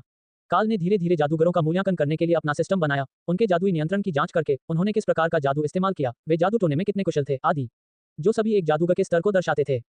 ऐसे बहुत से जादूगर थे जिनका स्तर निम्न नहीं था, लेकिन यह उनकी लड़ने की ताकत के अनुपात में नहीं था। उन जादूगरों ने बहुत अधिक युद्ध का अनुभव नहीं किया है, इसलिए उनके पास कठिन परिस्थितियों में जवाब देने और अपने जादू को नियंत्रित करने की क्षमता नहीं थी। अपने बेहतर निर्णय की बदौलत काल परसेल कबीले के कॉटेल्स पर सवार होने और उनके मैच एसोसिएशन का प्रमुख बनने में सक्षम था। आमतौर पर जो लोग उच्च स्तरीय पद पर संघ की सेवा करते थे वे जादूगर होते थे। जब झाओ ने कासा शहर में प्रवेश किया तो काल को खबर मिली कि वह पंजीकरण के लिए मैच एसोसिएशन में जा रहा है, इसलिए उसने तुरंत फैसला किया कि उसे व्यक्तिगत रूप से झाओ का स्वागत करना चाहिए। अंत में वह जानना चाहता था कि झाओ किस स्तर का है। यह मानना होगा कि महाद्वीप के अधिकांश लोग परसेल कबीले सहित सहज रूप से काले जादूगरों को अस्वीकार कर देंगे। हालांकि जब माँ की कबीले को झाओ की लड़ने की ताकत की खबर मिली तो परसेल कबीले को उस पर ध्यान देना पड़ा। यदि कोई जादूगर काफी ऊंचे स्तर पर है तो कबीले उसके साथ संबंध बनाना चाहेंगे, चाहे वह किसी भी प्रकार का जादू इस्तेमाल करे। ऐसा इसलिए था क्योंकि उच्च स्तरीय जादूगर परमाणु हथियार के बराबर थे। हालांकि जरूरी नहीं कि वे ऐसे किसी हथियार का इस्तेमाल करें, लेकिन इसके होने मात्र से ही ये किसी दुश्मन को रोकने के लिए पर्याप्त होगा। यदि महाद्वीप का कोई प्रसिद्ध जादूगर परसेल डची के पास जाता तो परसेल कबीला उसका गर्मजोशी से स्वागत करता, भले ही वे उस जादूगर को अपने कबीले में नहीं खींच पाते। लेकिन झाओ के लिए परसेल कबीले ने अधिक शांत रवैया अपनाया। झाओ बहुत ताकतवर होने के बावजूद उन्होंने उसके करीब जाने की कोई पहल नहीं की। ऐसा इसलिए था क्योंकि इस बड़े कबीले का एक सिद्धांत यह था कि क्षमता दूसरे स्थान पर है, वफादारी पहले स्थान पर है। दुनिया में लोग तो बहुत हैं, पर वफादार कम थे। भले ही आपकी क्षमताएं प्रबल हों, यदि आप हमेशा विद्रोह करते रहे तो कोई भी आपका उपयोग करने का साहस नहीं करेगा। वह परसेल कबीले की नीति थी। यदि आप 8वें स्तर के जादूगर होते लेकिन आप उनके प्रति वफादार नहीं होते तो वे आपका उपयोग नहीं करते। वे 8वें स्तर के एक निष्ठाहीन जादूगर की बजाय 7वें स्तर के 2 वफादार जादूगरों को रखना पसंद करेंगे। झाओ की पहचान अभी भी गुप्त थी और वे उसके बारे में ज्यादा कुछ पता नहीं लगा सके, इसलिए परसेल कबीले ने उसे अपने साथ जोड़ने के लिए अनिच्छुक बना दिया। अभी परसेल कबीले अच्छी तरह से विकसित हो रहे थे क्योंकि वे अपनी रियासत स्थापित करने में कामयाब रहे थे। वे साहसी नहीं थे, विशेष रूप से अज्ञात कारकों के प्रति, इसलिए भले ही झाओ के पास बहुत ताकत थी, अगर वे उसे अपने कबीले में शामिल कर लेते तो वे उसके बारे में जो कुछ भी जानते थे उसे आराम नहीं कर पाते। इसलिए उन्होंने उसे ठंडा उपचार दिया। लेकिन ठंडे उपचार के बावजूद उन्हें अभी भी उस पर ध्यान देना था। आखिरकार चूंकि झाओ अब कासा शहर में था, अगर उन्होंने कुछ नहीं किया तो परसेल कबीले का चेहरा अच्छा नहीं लगेगा। झाओ ने इस सब के बारे में ज्यादा नहीं सोचा। वह बस इतना जानता था कि उसके पास पैसे की कमी है और मैच एसोसिएशन में पंजीकरण कराने से उसे कम प्रति माह 10 सोने के सिक्कों की आय होगी। अधिकांश जादूगरों के लिए यह शायद कुछ भी नहीं था, लेकिन झाओ के लिए यह बहुत महत्वपूर्ण था। बुढ़ा कबीले के पास जितनी धनराशि थी उसे जोड़कर केवल 50 सोने के सिक्के ही जोड़े जा सकते थे, इसलिए यह आय उनके पास मौजूद राशि के 5वें हिस्से के बराबर थी। निस्संदेह झाओ को पता था कि जब तक वह कुछ मरे हुए लोगों को छोड़ेगा तब तक उसे एक उन्नत जादूगर बैज मिलेगा, लेकिन वह नहीं जानता था कि उसे इन लोगों को कितनी ताकत देखने देनी चाहिए। बहुत हाई प्रोफाइल होना झाओ के चरित्र का हिस्सा नहीं था। अंत में बिना किसी जादू टोने के उसने बस अपनी लाठी पकड़ ली और उसका मरा हुआ व्यक्ति उसके पास आ गया। झाओ ने अपनी मरे हुओं की सेना को नहीं बुलाया। वह बस ये साबित करने के लिए पर्याप्त प्रयास करना चाहता था कि वह जादू कर सकता है, भले ही वह वास्तव में छद्म जादू था। एलियन के उद्भव के साथ काल की आंखें चौड़ी हो गईं। उन्होंने कई दशकों तक मैच एसोसिएशन के लिए काम किया था और अनगिनत जादूगरों को जादू का उपयोग करते देखा है। कुछ जादू सुंदर थे जबकि कुछ कुरूप। कुछ को कास्ट करने में बहुत समय लगा जबकि अन्य को बहुत कम समय लगा। लेकिन झाओ की कास्टिंग का समय वास्तव में कम था। उसने बस अपनी जादुई छड़ी उठाई और उसका काम खत्म हो गया। क्या ये बहुत बड़ी अतिशयोक्ति नहीं थी? झाओ ने धीरे से उसके मरे को छुआ, एक पिल्ले की तरह। जब एलियन को उसके मालिक ने छुआ तो उसने पागलों की तरह अपनी पूंछ हिलाई, जिससे लगभग काल की मौत हो गई। डरकर काल तेजी से कूद गया। थोड़ी देर के बाद झाओ ने अपने मरे हुए को वापस कर दिया। काल अभी भी प्रतिक्रिया नहीं दे रहा था, इसलिए ग्रीन को पूछना पड़ा, क्या मेरे मास्टर ने परीक्षा उत्तीर्ण की? काल जल्दी ही ठीक हो गया। हाँ प्रिय जादूगर, कृपया इस तरह से। वह सभी को वापस बैठने की जगह पर ले गया। एक बार झाओ लाउंज में बैठा था, काल मुड़ा और भागा, फिर कुछ कागज लेकर लौटा जिसे उसने झाओ के सामने मेज पर रख दिया। प्रिय जादूगर, कृपया ये फॉर्म भरें, इससे सभी औपचारिकताएं पूरी हो जाएंगी। झाओ ने कागज का टुकड़ा लिया और ध्यान से उसे देखा। उन्होंने पाया कि यह बहुत सरल था। उसे बस अपने नाम, उम्र, लिंग और अन्य बुनियादी चीजों के बारे में रिक्त स्थान भरना था। झाओ ने सिर हिलाया, फिर मेघ को पेपर दिया, जो समझ गई कि झाओ का क्या मतलब है। फिर काल ने उन्हें एक पेन दिया। झाओ के प्रदर्शन को देखते हुए काल का दिल रो रहा था। ऐसे कोई नियम नहीं थे जो ये कहते हों कि जादूगर को स्वयं फॉर्म भरना होगा, लेकिन अधिकांश पंजीकरण करने वाले जादूगर ऐसा करेंगे। यह मैच एसोसिएशन के प्रति सम्मान से बाहर था। एसोसिएशन एक राष्ट्रीय संगठन था, इसलिए जो लोग इसका हिस्सा नहीं थे वे भी थोड़ा सम्मान दिखाएंगे। काल चाहता था कि झाओ फॉर्म भरे ताकि झाओ के बारे में कुछ और जानकारी इकट्ठा की जा सके। महाद्वीप में विशेष हस्तलेख मूल्यांकन करता थे जो किसी की लिखावट को देखकर सभी प्रकार की चीजें सीख सकते थे। काल परसेल कबीले को फॉर्म भेजने की योजना बना रहा था, जो लिखावट का विश्लेषण करने के लिए किसी को नियुक्त कर सकता था और देख सकता था कि क्या उन्हें झाओ की पहचान के लिए कोई सुराग मिल सकता है। लेकिन उसे यह उम्मीद नहीं थी कि झाओ खुद फॉर्म नहीं भरेगा, और इसके बजाय उसने मेघ से इसे भरवाया। उनकी योजनाएं धराशायी हो गई थीं। इससे काल झाओ से अत्यधिक सावधान हो गया। उनकी राय में झाओ ने जो कुछ भी किया वह जानबूझकर किया गया था। इससे पता चला कि वह अपनी पहचान छुपाने की कोशिश कर रहा था, जो केवल खतरनाक लोग ही कर सकते हैं। दरअसल काल शुरू से ही झाओ पर लगातार नजर रख रहा था। उन्होंने अपने आसपास के लोगों के प्रति झाओ का रवैया देखा और पाया कि उन्होंने एक रूढ़िवादी रईस की तरह व्यवहार किया। उसने झाओ को यह देखने के लिए चाय भेजी थी कि वह क्या करेगा, लेकिन झाओ ने चाय के कप को छुआ तक नहीं। और अब तक झाओ ने बात नहीं की थी, इसलिए वह उसकी आवाज से कुछ भी अनुमान नहीं लगा सका। उसकी योजनाएं लगातार गिरती रहीं। अब उनके लिए फॉर्म भरने की योजना भी विफल हो गई थी, जिससे काल को झाओ से गहरी छाप महसूस हुई। उसने सोचा कि झाओ महाद्वीप पर एक प्रसिद्ध व्यक्ति होना चाहिए, लेकिन उसकी प्रतिष्ठा निश्चित रूप से अच्छी नहीं थी, इसलिए उसे अपनी पहचान छिपानी पड़ी। तो झाओ की असली पहचान क्या थी? काल को कोई अंदाजा नहीं था। झाओ ने अपने हाथों में बैज को देखा। यह कोई साधारण लो मैच बैज नहीं था, बल्कि एक मध्यवर्ती बैज था। ये बैज 100 सोने के सिक्कों के साथ काल द्वारा व्यक्तिगत रूप से उन्हें सौंपा गया था। ग्रीन ने नहीं सोचा था कि काल झाओ को इतना उच्च मूल्यांकन देगा। झाओ ने सिर्फ एक मरे को बुलाया था और उसने किसी अन्य जादू का उपयोग नहीं किया था। फिर भी वह एक मध्यवर्ती जादूगर बैच प्राप्त करने में सक्षम था। वैसे भी अतिरिक्त 100 सोने के सिक्के उनकी तत्काल जरूरतों का समाधान होंगे। ये केवल बुडा कबीले के भविष्य के विकास में योगदान देगा। तीनों गाड़ी के पास चले गए। ग्रीन ने आकाश की ओर देखा, फिर झाओ की ओर मुड़ा। मास्टर, आइए अभी कुछ खाने के लिए चलें। हम माँ की कंपनी के स्वामित्व वाले रेस्तरां में से एक में जाएंगे। शहर में बहुत सारी जगहें थीं जहां रहने के लिए तरह तरह की चीजें बेची जाती थीं, लेकिन वे रेस्तरां और होटल उद्योग से अलग थीं। वे स्थान जो दैनिक आपूर्ति बेचते थे आमतौर पर निचले स्तर पर थे, लेकिन आपको रेस्तरां और होटलों तक जाने के लिए ऊंची सड़क का इस्तेमाल करना पड़ता था। वहां खाना खाने के लिए सिर्फ कुछ सिक्के नहीं लगते थे। आपको पता होना चाहिए कि एक सोने का सिक्का भी एक सामान्य परिवार के लिए एक महीने के जीवन यापन के लिए पर्याप्त था। झाओ ने सिर हिलाया, फिर गाड़ी में चढ़ गया। ग्रीन ने रॉकी को बताया कि कहाँ जाना है, जिसने उसकी गाड़ी तब तक चलाई जब तक वे एक रेस्तरां के सामने नहीं रुक गए। कासा शहर का ये रेस्तरां मैच एसोसिएशन से भी बड़ा, लगभग 4 मंजिल लंबा था। जब गाड़ी रुकी तो भव्य चमड़े का कवच पहने एक आदमी बाहर आया। कवच सुंदर दिखता था, परावर्तक नीले रंग की परत से रंगा हुआ था, जिससे वह चमकदार दिखता था। ये कपड़े माँ की क्लैन के रेस्तरां की सुरक्षा वर्दी लग रहे थे। वह आदमी गाड़ी के पास गया और प्रणाम किया। आदरपूर्वक, श्रीमान, आपकी गाड़ी को यहाँ रुकने की अनुमति नहीं है। कृपया मेरे पीछे पीछे यहाँ आएं। ग्रीन ने उनसे कोई बहस नहीं की। इसके बजाय वह गाड़ी से उतर गया और दरवाजा खोला, जिससे मेग और झाओ बाहर निकल सके। फिर तीनों रेस्तरां में चले गए, जबकि सुरक्षा ने रॉकी को कहीं और पार्क करने का निर्देश दिया। जब तीनों रेस्तरां में गए तो वेट्रेस की वर्दी पहने 2 खूबसूरत लड़कियों ने तुरंत उनका स्वागत किया और झुक गईं। लाइट प्रिज्म रेस्तरां में आपका स्वागत है, प्रिय जादूगर। क्या आपके पास आरक्षण है? झाओ ने कुछ नहीं कहा। ग्रीन ने अभी आकर उन्हें स्वर्ण पदक दिया। दोनों लड़कियों ने स्वर्ण पदक को ध्यान से देखा, फिर उसे ग्रीन को वापस दे दिया और फिर झुक गईं। ग्रीन ने तुरंत कहा, हमारे लिए एक कमरे की व्यवस्था करें। हम यहाँ भोजन करने आए हैं। दोनों लड़कियां उन तीनों को रेस्तरां में ले गईं और तीसरी मंजिल पर उनके लिए एक कमरे की व्यवस्था की। तीसरी मंजिल पर कमरे उतने अधिक नहीं थे, केवल उन लोगों के लिए थे जो सिर्फ खाना खाना चाहते थे।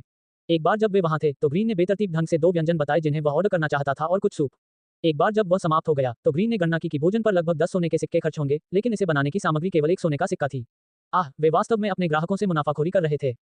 उनके ऑर्डर देने के बाद वेट्रेस तुरंत उनके लिए चाय का एक बर्तन लेकर आई। झाओ ने कोई हलचल नहीं की और तब तक इंतजार किया जब तक उन्हें उनके व्यंजन परोसे नहीं गए। एक बार जब उन्हें अपना भोजन मिल गया तो ग्रीन ने कमरे का दरवाजा बंद कर दिया और झाओ अंततः अपनी टोपी उतारने में सक्षम हो गया। उसने सांस छोड़ दी। इससे मेरा दम घुट रहा था। अगर आपको हमेशा ये कपड़े पहनने पड़े तो आपका जीवन किस तरह का होगा? ग्रीन मुस्कुराया। बोलने में असमर्थ होना असहज रहा होगा, लेकिन यह इसके लायक है, झाओ ने कहा। वैसे भी आज का दिन एक अच्छा दिन माना जा सकता है क्योंकि हमें 100 सोने के सिक्के मिले हैं, दादाजी ग्रीन। शायद हमें कुछ मांस खरीदना चाहिए और दासों को उनका जीवन बेहतर बनाने के लिए देना चाहिए। हालांकि हम 100 सोने के सिक्के प्राप्त करने में सक्षम थे, ग्रीन ने कहा, हमें नहीं पता कि लॉरा कब वापस आएगी, इसलिए हमें पैसे को अपने पास रखना चाहिए और बाद के लिए बचाकर रखना चाहिए। झाओ ने असहाय होकर सिर हिलाया। वह 100 सोने के सिक्कों को लेकर कुछ ज्यादा ही उत्साहित था। अगर वे इसे कासा शहर जैसी जगह पर खर्च करते तो उन्हें डर था कि पैसा खत्म होने से पहले ये केवल 1 घंटे तक चलेगा। मेघ ने एक कप चाय डाली और झाओ के सामने रख दी। मास्टर जी, चाय लीजिए। झाओ ने सिर हिलाया, फिर कप ले लिया। इसके बाद मेघ ने ग्रीन को 1 कप चाय दी।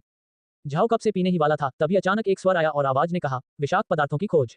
मेजबान सुरक्षा कार्यक्रम खोलना, विषाक्त पदार्थों को बाहर निकालना। विष विश्लेषण पूरा हुआ। एक क्रोनिक न्यूरोटॉक्सिन जो मानव तंत्रिका तंत्र को गंभीर नुकसान पहुंचाएगा। मृत्यु का अनुमानित समय 3 घंटे। मारक औषधि बनाना, मारक रचना पूर्ण। कृपया स्थानिक जल पिएं। रोबोटिक वस्तुओं को मजबूत करने के लिए नए खोजे गए विषाक्त पदार्थों का उपयोग करना।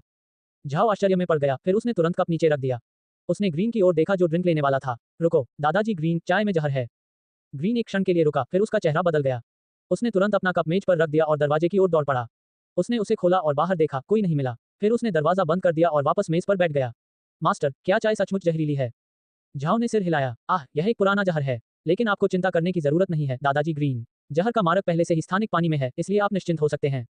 ग्रीन अभी भी तमतमा रहा था। हम एक रेस्तरां में हैं जो माँ के कंपनी का है, इसलिए दूसरों के लिए हमें जहर देने की कोशिश करना असंभव होना चाहिए।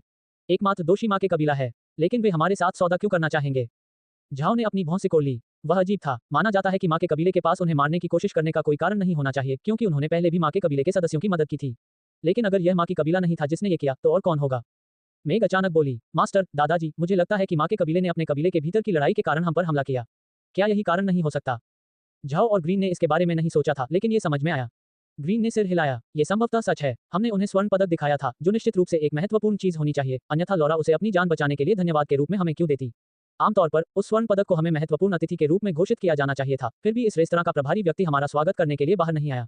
यदि प्रभारी व्यक्ति उपस्थित नहीं हुआ तो कोई समस्या होगी। झाओ ने भौहें चढ़ा दी। ऐसा लगता है जैसे हम माँ के कबीले के आंतरिक संघर्षों में फंस गए हैं। उन्होंने इमोर्टल भाड़े के समूह को बताया कि लॉरा क्या कर रही थी, और जब समूह हमारी वजह से उसे मारने में विफल रहा तो उन्होंने हमें दुश्मन समझने की गलती की होगी। हरे ने सिर हिलाया। मास्टर, मुझे लगता है कि हमें तुरंत चले जाना चाहिए। झाओ थोड़ा हंसा। हमें क्यों जाना चाहिए? खाना पहले से ही यहाँ है। मैं देखना चाहता था कि उन्होंने खाने में जहर मिलाया है या नहीं। अगर उन्होंने वास्तव में ऐसा करने की हिम्मत की तो मैं इस रेस्तरां को जला दूंगा। झाओ को जलन महसूस हुई। हालांकि वह एक ओटाकू था जो शांत रहना चाहता था, लेकिन इसका मतलब यह नहीं था कि उसे गुस्सा महसूस नहीं होता। एक ईमानदार आदमी बिना गुस्से वाले आदमी के समान नहीं होता। हालांकि वे अभी भी पूरी तरह से निश्चित नहीं थे कि इस जहर देने की घटना के पीछे कौन था, केवल मां के कबीले के भीतर की अंदरूनी कलह ही इसका कारण हो सकती थी। क्या आपने सोचा था कि आपके आंतरिक संघर्षों का मुझसे कोई लेना देना है?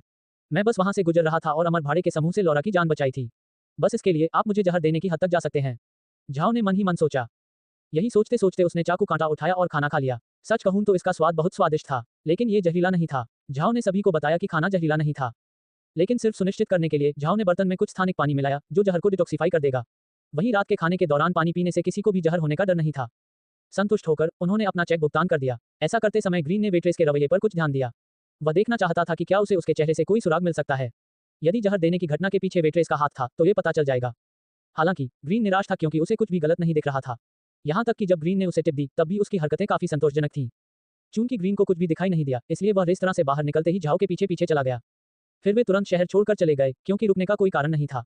साथ ही ग्रीन कुछ मछली पकड़ना चाहता था। उनका मानना था कि जिन लोगों ने उन्हें जहर देने की कोशिश की वे परिणाम देखना चाहेंगे।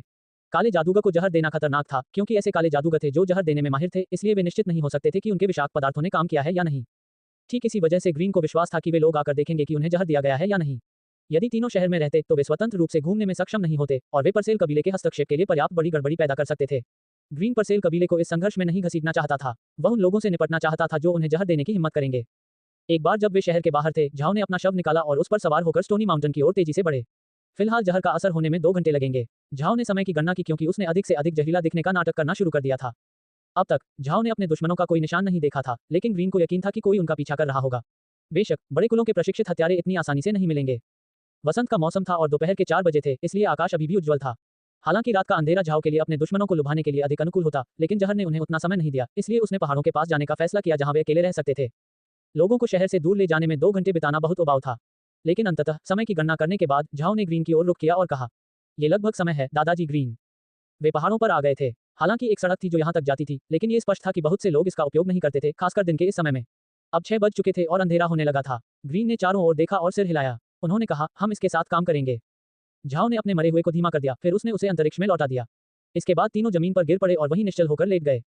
अगले आधे घंटे में कुछ नहीं हुआ क्योंकि वे चुपचाप वहीं घास फूस के बीच लेटे रहे, जितना संभव हो सके शांत रहने की कोशिश कर रहे थे। सौभाग्य से दिन के इस समय ठंड नहीं थी, लेकिन लंबे समय तक सिर्फ जमीन पर पड़े रहना वास्तव में स्वीकार करना कठिन था। 1 घंटा बीतने के बाद भी आखिरकार कुछ हलचल हुई। ग्रीन ने अपनी ओर आते हुए धीमे कदमों की आहट सुनी। हालांकि झाओ की सुनने की क्षमता ग्रीन जितनी अच्छी नहीं थी, फिर भी वह अपने स्थानिक फॉर्म से स्क्रीन का उपयोग कर सकता था। उसकी आंखों के सामने पर्दा खुल गया। भले ही वह अंतरिक्ष के बाहर था, फिर भी वह इसका उपयोग अपने आसपास की निगरानी के लिए कर सकता था। और जब से वह छठे स्तर पर पहुंचा, उसकी निगरानी सीमा 10 मीटर बढ़ गई थी। सामान्यतः यदि कोई व्यक्ति 50 मीटर दूर से उनकी ओर चल रहा हो तो उन्हें उसे सुनने में सक्षम होना चाहिए, लेकिन झाओ ने कोई आवाज नहीं सुनी। यदि यह स्क्रीन के लिए नहीं होता तो झाओ के लिए किसी को ढूंढना असंभव होता। स्क्रीन पर एक छोटा हरा बिंदु उनकी ओर आता दिखा। हरा बिंदु एक आदमी था जिसने गहरे रंग के कपड़े पहने थे और उसके पास काली तलवार थी। उसकी नाक लंबी और आंखें छोटी थीं। उस व्यक्ति की छवि देखकर झाओ एक व्यक्ति के बारे में सोचने से खुद को नहीं रोक सका, शिकियान। शिकियान वाटमाजिन उपन्यासों का एक काल्पनिक चरित्र था। हालांकि उसकी शक्ल बदसूरत थी, लेकिन उसमें चोरी करने का अद्भुत कौशल था, जिससे उसे ड्रम पर पिस्सू उपनाम मिला। यदि यह आदमी पृथ्वी पर जाता तो वह बिना किसी मेकअप के टीवी पर शिकियान का किरदार निभा सकता था। वह आदमी झाओ से 20 मीटर की दूरी पर रुका, फिर उसने कुछ फेंकने वाले दांत निकाले। झाओ का दिल मदद नहीं कर सका, लेकिन जोर से शाप दिया। हालांकि वे 1 घंटे से यहाँ पड़े थे, फिर भी यह आदमी सावधानी बरत रहा था। जैसे ही वह आदमी डांट फेंकने ही वाला था, झाओ ने अचानक ड्रंक को अपने सामने खड़े होने के लिए बुलाया। अब झाओ के लिए डांट की चपेट में आना असंभव था। जैसे ही झाओ ने ड्रंक को बुलाया, ग्रीन भी चला गया। वह 8वें स्तर का योद्धा था। अपने शरीर के चारों ओर चमकती पीली रोशनी के साथ वह उस आदमी की ओर बढ़ा। मेघ भी उठी और झाओ और खुद को बचाने के लिए नीले रंग की एक परत बनाई। कई डांट फेंके गए, लेकिन उनके लिए मेघ की ढाल को तोड़ना असंभव था। जब नशे में धुत व्यक्ति सामने आया तो वह जानता था कि उसे पीछे हटना होगा, लेकिन दुर्भाग्य से उसके पास अवसर नहीं था। ग्रीन उसकी कल्पना से कहीं अधिक मजबूत और तेज था और 20 मीटर दूर से उसकी ओर दौड़ रहा था। वह भागना भी चाहे तो भाग नहीं सकेगा। तो वह आदमी भागा ही नहीं। उसने अपनी आंखें बंद कर लीं और उसके होंठ हिल गए, फिर उसने काला खून उगल दिया और वह मृत अवस्था में जमीन पर गिर पड़ा। झाओ दृश्य देखने के लिए ठीक समय पर उठ खड़ा हुआ। उसे सचमुच उम्मीद नहीं थी कि वह आदमी इतना निर्णायक कदम उठाएगा। जब उस आदमी को पता चला कि वह बच नहीं सकता तो उसने तुरंत अपने मुंह में जहर निगलकर आत्महत्या कर ली, जैसा कि आप टीवी पर देखेंगे। ग्रीन ने यह भी नहीं सोचा था कि वह आदमी आत्महत्या का विकल्प चुनेगा क्योंकि वह उस आदमी के शव के पास खड़ा था। अब उससे सवाल करना नामुमकिन था। वह बस शव की जांच कर सका, लेकिन वहां कोई निशान नहीं था जो ये बता सके कि इस आदमी के पीछे कौन ताकतें थीं। झाओ भी वहां गया और उस आदमी की ओर देखा, फिर वह मुड़ा और नशे में पूछा, अगर हम इस आदमी को मरा हुआ बना दें तो क्या हम उससे कुछ पूछ सकते हैं? नशे में सिर हिलाया, नहीं मास्टर, मैं अब एक मरा हुआ हूं, इसलिए मैं केवल निम्न स्तर का मरे हुए को ही बना सकता हूं। इसलिए अगर हमने उसे मरे हुए में बदल भी दिया तो भी वह किसी भी प्रश्न का उत्तर देने में सक्षम नहीं होगा। झाओ ने लाश को देखा, फिर अपना निर्णय लिया। उसे मरे हुए में बदल दो। अगर वे हमारे खिलाफ आने की हिम्मत करते हैं तो हमें उन्हें दिखाना चाहिए कि उनके साथ क्या होगा। उसकी आज्ञा का पालन करते हुए शराबी ने जादू कर दिया। काली गैस बनी और फिर तैरकर आदमी के शव तक पहुंच गई। एक बार जब काली गैस गायब हो गई तो जमीन पर एक हल्के कंकाल के अलावा कुछ भी नहीं पड़ा था। बेशक उसके कपड़े गायब नहीं हुए और उसकी तलवार अभी भी उसके पास थी। उस आदमी से कोई लेना देना न होने पर झाओ ने उसे अंतरिक्ष में फेंक दिया। लेकिन उसने यह नहीं सोचा था कि जब आदमी अंतरिक्ष में प्रवेश करेगा तो आवाज आएगी और कहेगी, निम्न श्रेणी की रोबोटिक वस्तु, समतल करना, इसकी क्षमताओं को मजबूत करना और इसे विषाक्त पदार्थों से मजबूत करना। झाओ एक पल के लिए भ्रमित हो गया, लेकिन फिर उसका चेहरा खिल उठा। उसने मरे हुए आदमी को अंतरिक्ष से बाहर बुलाया। वह आदमी अब बिल्कुल नशे में दूध की तरह गहरे हरे रंग का कंकाल बन चुका था। क्या आप मुझे समझते हैं? झाओ ने पूछा। आदमी ने सिर हिलाया। झाओ बहुत खुश हुआ। उन सेनाओं का नाम क्या है जिनसे आप संबंधित हैं? व्यक्ति ने अपना सिर हिलाया। मैं आपका वफादार सेवक हूं, स्वामी। झाओ एक क्षण के लिए रुका, फिर उसने कुछ और प्रश्न पूछे, लेकिन उस व्यक्ति ने वही उत्तर दिया। तब झाओ को समझ आया, उस आदमी को मरने से पहले का कुछ भी याद नहीं था। झाओ की मुस्कुराहट अजीब थी। उसने सोचा कि स्तर ऊपर आने के बाद वह आदमी उसे कुछ उपयोगी बात बता सकेगा, लेकिन यह व्यर्थ प्रतीत हुआ। झाओ ने फिर पूछा, आपकी क्षमताएं क्या हैं? मास्टर, मैं दांत से हत्या कर सकता हूं और मैं तलवार से लड़ सकता हूं, आदमी ने कहा। वह आदमी नशे में नहीं था, वह कम मरा हुआ था, इसलिए वह स्वाभाविक रूप से अपने अतीत की चीजों को याद नहीं कर सका।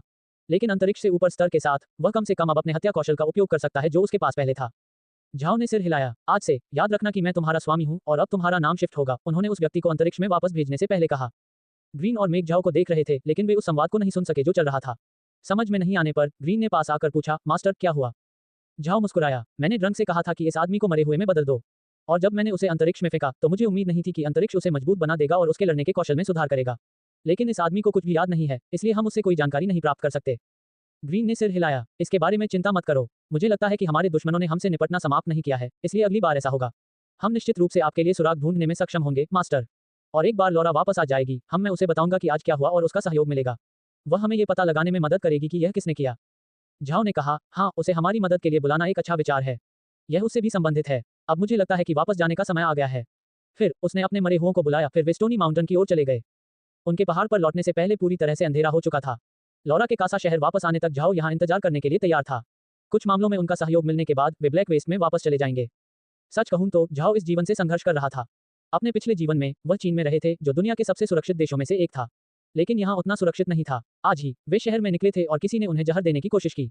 यदि उसका स्थान न होता तो वह जहर खाकर मर जाता, जिससे उसे लगता था कि ये दुनिया बहुत खतरनाक है।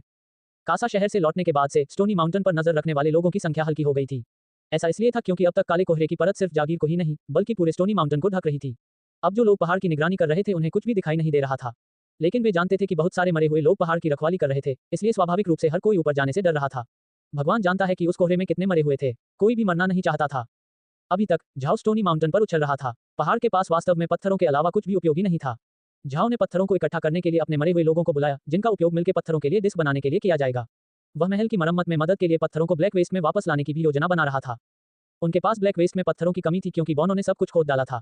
अब जबकि उनके पास पत्थरों से भरी इतनी अच्छी जगह थी, झाओ स्वयं उनकी मदद करने जा रहा था। जब वे स्टोनी माउंटेन पर उछल रहे थे तो बाहर जो कुछ लोग उन्हें देख रहे थे वे आराम कर रहे थे। ऐसा नहीं था कि वे कुछ भी देख सकते थे और पूरी रात काले कोहरे के बादल को घूरना उबाऊ था। लेकिन ऐसा नहीं था कि झाओ कुछ नहीं कर रहा था। उसने ग्रीन से अपने चमचमाते शरीर कवच को उतरवा लिया ताकि रात के अंधेरे में ग्रीन कासा शहर की ओर भागने में सफल हो सके। इस बार ग्रीन किसी जरूरी काम से कासा शहर जा रहा था। वह बीज खरीदने जा रहा था। झाओ को महाद्वीप पर मौजूद सभी प्रकार के बीज खरीदने की जरूरत थी। वह ये देखना चाहेंगे कि क्या उनमें से कोई बीज उपयोगी थे और यदि वे थे तो उनका स्थान बढ़ सकता है। कासा शहर की ओर दौड़ने से पहले ग्रीन ने अपने सामान्य योद्धा वाले कपड़े पहन लिए। हालांकि ग्रीन 8वें स्तर का योद्धा था जो मार्शल आर्ट में पारंगत था, फिर भी उस शहर की ओर भागना मुश्किल था जो आमतौर पर 2 दिन की दूरी पर होता था। उसकी गति मरे हुए जैसी नहीं थी, उन्हें आराम की जरूरत थी। वह आधी रात तक सड़क पर दौड़ता रहा, फिर उसे आराम करने के लिए एक अच्छी जगह मिल गई। अगले दिन सुबह उसने कुछ रूखा सूखा खाया, फिर चल पड़ा। वह पूरे दिन दौड़ता रहा, इसलिए जब तक वह कासा शहर पहुंचा अंधेरा हो चुका था। सौभाग्य से द्वार अभी तक बंद नहीं हुए थे। चूंकि ग्रीन ने अपने योद्धा के कपड़े पहने हुए थे, वह एक साधारण साहसी व्यक्ति की तरह लग रहा था। एक दिन में कासा शहर में जाने वाले साहसी लोगों की संख्या गिनने के लिए बहुत अधिक थी, इसलिए रक्षकों को कोई परवाह नहीं थी। टैक्स का भुगतान करने के बाद ग्रीन ने शहर में प्रवेश किया, फिर उसने रहने के लिए एक छोटे होटल की तलाश की। हर दिन एक बार जब वे एक कार्य पूरा कर लेते हैं तो साहसी लोग खाने के लिए भोजन खोजने के लिए कासा शहर में जाते थे, इसलिए ग्रीन पर किसी का ध्यान नहीं गया। भले ही इस शहर पर परसेल कबीले का नियंत्रण था, लेकिन हर एक साहसी व्यक्ति का निरीक्षण करना असंभव था। आखिरकार कासा शहर की आबादी 10 लाख से अधिक थी। दिन भर लगातार भाग दौड़ करने से ग्रीन को थकान महसूस होने लगी, इसलिए उस रात उसने होटल में अच्छा आराम किया। अगली सुबह उसने बस थोड़ा सा नाश्ता किया, फिर वह बीज कंपनियों की तलाश में शहर में निकल गया। कासा शहर एक महान शहर था, लेकिन ये खेती के लिए नहीं जाना जाता था, इसलिए ऐसे स्थान मिलना दुर्लभ था जो बीज और उपकरण बेचते थे। ग्रीन ने काफी देर तक शहर का निरीक्षण किया, लेकिन उसे बीज बेचने वाली एकमात्र जगह किराने की दुकान ही मिली। सौभाग्य से उनके पास काफी बीज थे, जिससे ग्रीन को समय बचाने में मदद मिली। महाद्वीप पर विभिन्न बीज थे जो सामान्य थे, जैसे अल्फाल्फा और तेल फल के बीज जिन्हें ग्रीन ने पहले ही खरीद लिया था। ग्रीन ने कुल मिलाकर 50 प्रकार के बीज खरीदे। वे फसल के बीज थे, इसलिए आमतौर पर बहुत महंगे नहीं थे और जादुई बीजों की तुलना में निश्चित रूप से सस्ते थे, जिनकी कीमत प्रति पाउंड दर्जनों चांदी के सिक्के हो सकती थी। लेकिन दुकान में उसके खरीदने के लिए कोई जादुई बीज नहीं था। हालांकि झाओ ने उससे कहा था कि उसे इतने अधिक बीजों की आवश्यकता नहीं है, ये कहते हुए कि प्रत्येक बीज में से केवल एक ही काम करेगा। ग्रीन ने फिर भी प्रत्येक प्रकार के बीज का 1 पाउंड खरीदा, इसलिए उसने 50 पाउंड बीज खरीदे। सौभाग्य से ग्रीन जैसे व्यक्ति के लिए वजन की यह मात्रा कुछ भी नहीं थी, इसलिए बीज खरीदने के बाद उन्होंने कुछ उपकरण भी खरीदे। इसके बाद उन्होंने कासा शहर छोड़ दिया। ग्रीन अपने रास्ते पर चलते चलते एक दिन बीत गया। एक बार जब अंधेरा हो गया तो वह रुक गया और बस 2 घंटे तक आराम किया, फिर वह पहाड़ों की ओर भागता रहा। वह आधी रात को स्टोनी माउंटेन पर लौटने में सक्षम था। इस समय जो लोग पहाड़ की निगरानी कर रहे थे वे अधिक निश्चिंत थे। झाओ ने कहा था कि वे शाम को कार्रवाई नहीं करेंगे क्योंकि वे आराम कर रहे होंगे। ये ग्रीन के लिए एक अवसर था क्योंकि उसने आसानी से ब्लू स्टोन हिल्स एस्टेट में प्रवेश कर लिया। एस्टेट के लोग भी आराम कर रहे थे, इसलिए ग्रीन ने उन्हें परेशान नहीं किया और सोने के लिए अपनी जगह ढूंढने चला गया। ग्रीन के अलावा लोगों के लिए ब्लू स्टोन हिल्स एस्टेट में आसानी से प्रवेश करना असंभव होगा। झाओ ने सैकड़ों मरे हुए लोगों को रिहा कर दिया था और नशे में धुत होकर उन पर नजर भी रखवाई थी। यदि ग्रीन पहाड़ पर नहीं जा रहा होता तो नशे में उन मरे हुए लोगों को हमला करने के लिए प्रेरित किया होता। 2 दिनों की दौड़ से ग्रीन थक गया था, इसलिए वह थोड़ी देर के लिए सो गया। चूंकि उसने बीज खरीद लिए थे, इसलिए अभी उसके पास करने के लिए और कुछ नहीं था। झाओ को पता था कि ग्रीन वापस आ गया है, लेकिन उसने ग्रीन को जगाने की कोई जल्दी नहीं की। वह जानता था कि ग्रीन इन दिनों बहुत मेहनत कर रहा है।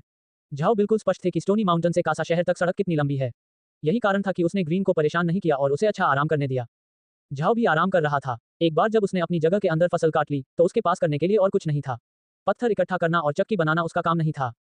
झाओ बहुत कमजोर था, शारीरिक श्रम करना तो दूर, वह कोई भारी वस्तु भी नहीं उठा सकता था। लेकिन वह भोजन के रूप में अंतरिक्ष से कुछ फसलें लेकर आए, जिससे दासों की प्रेरणा काफी बढ़ गई।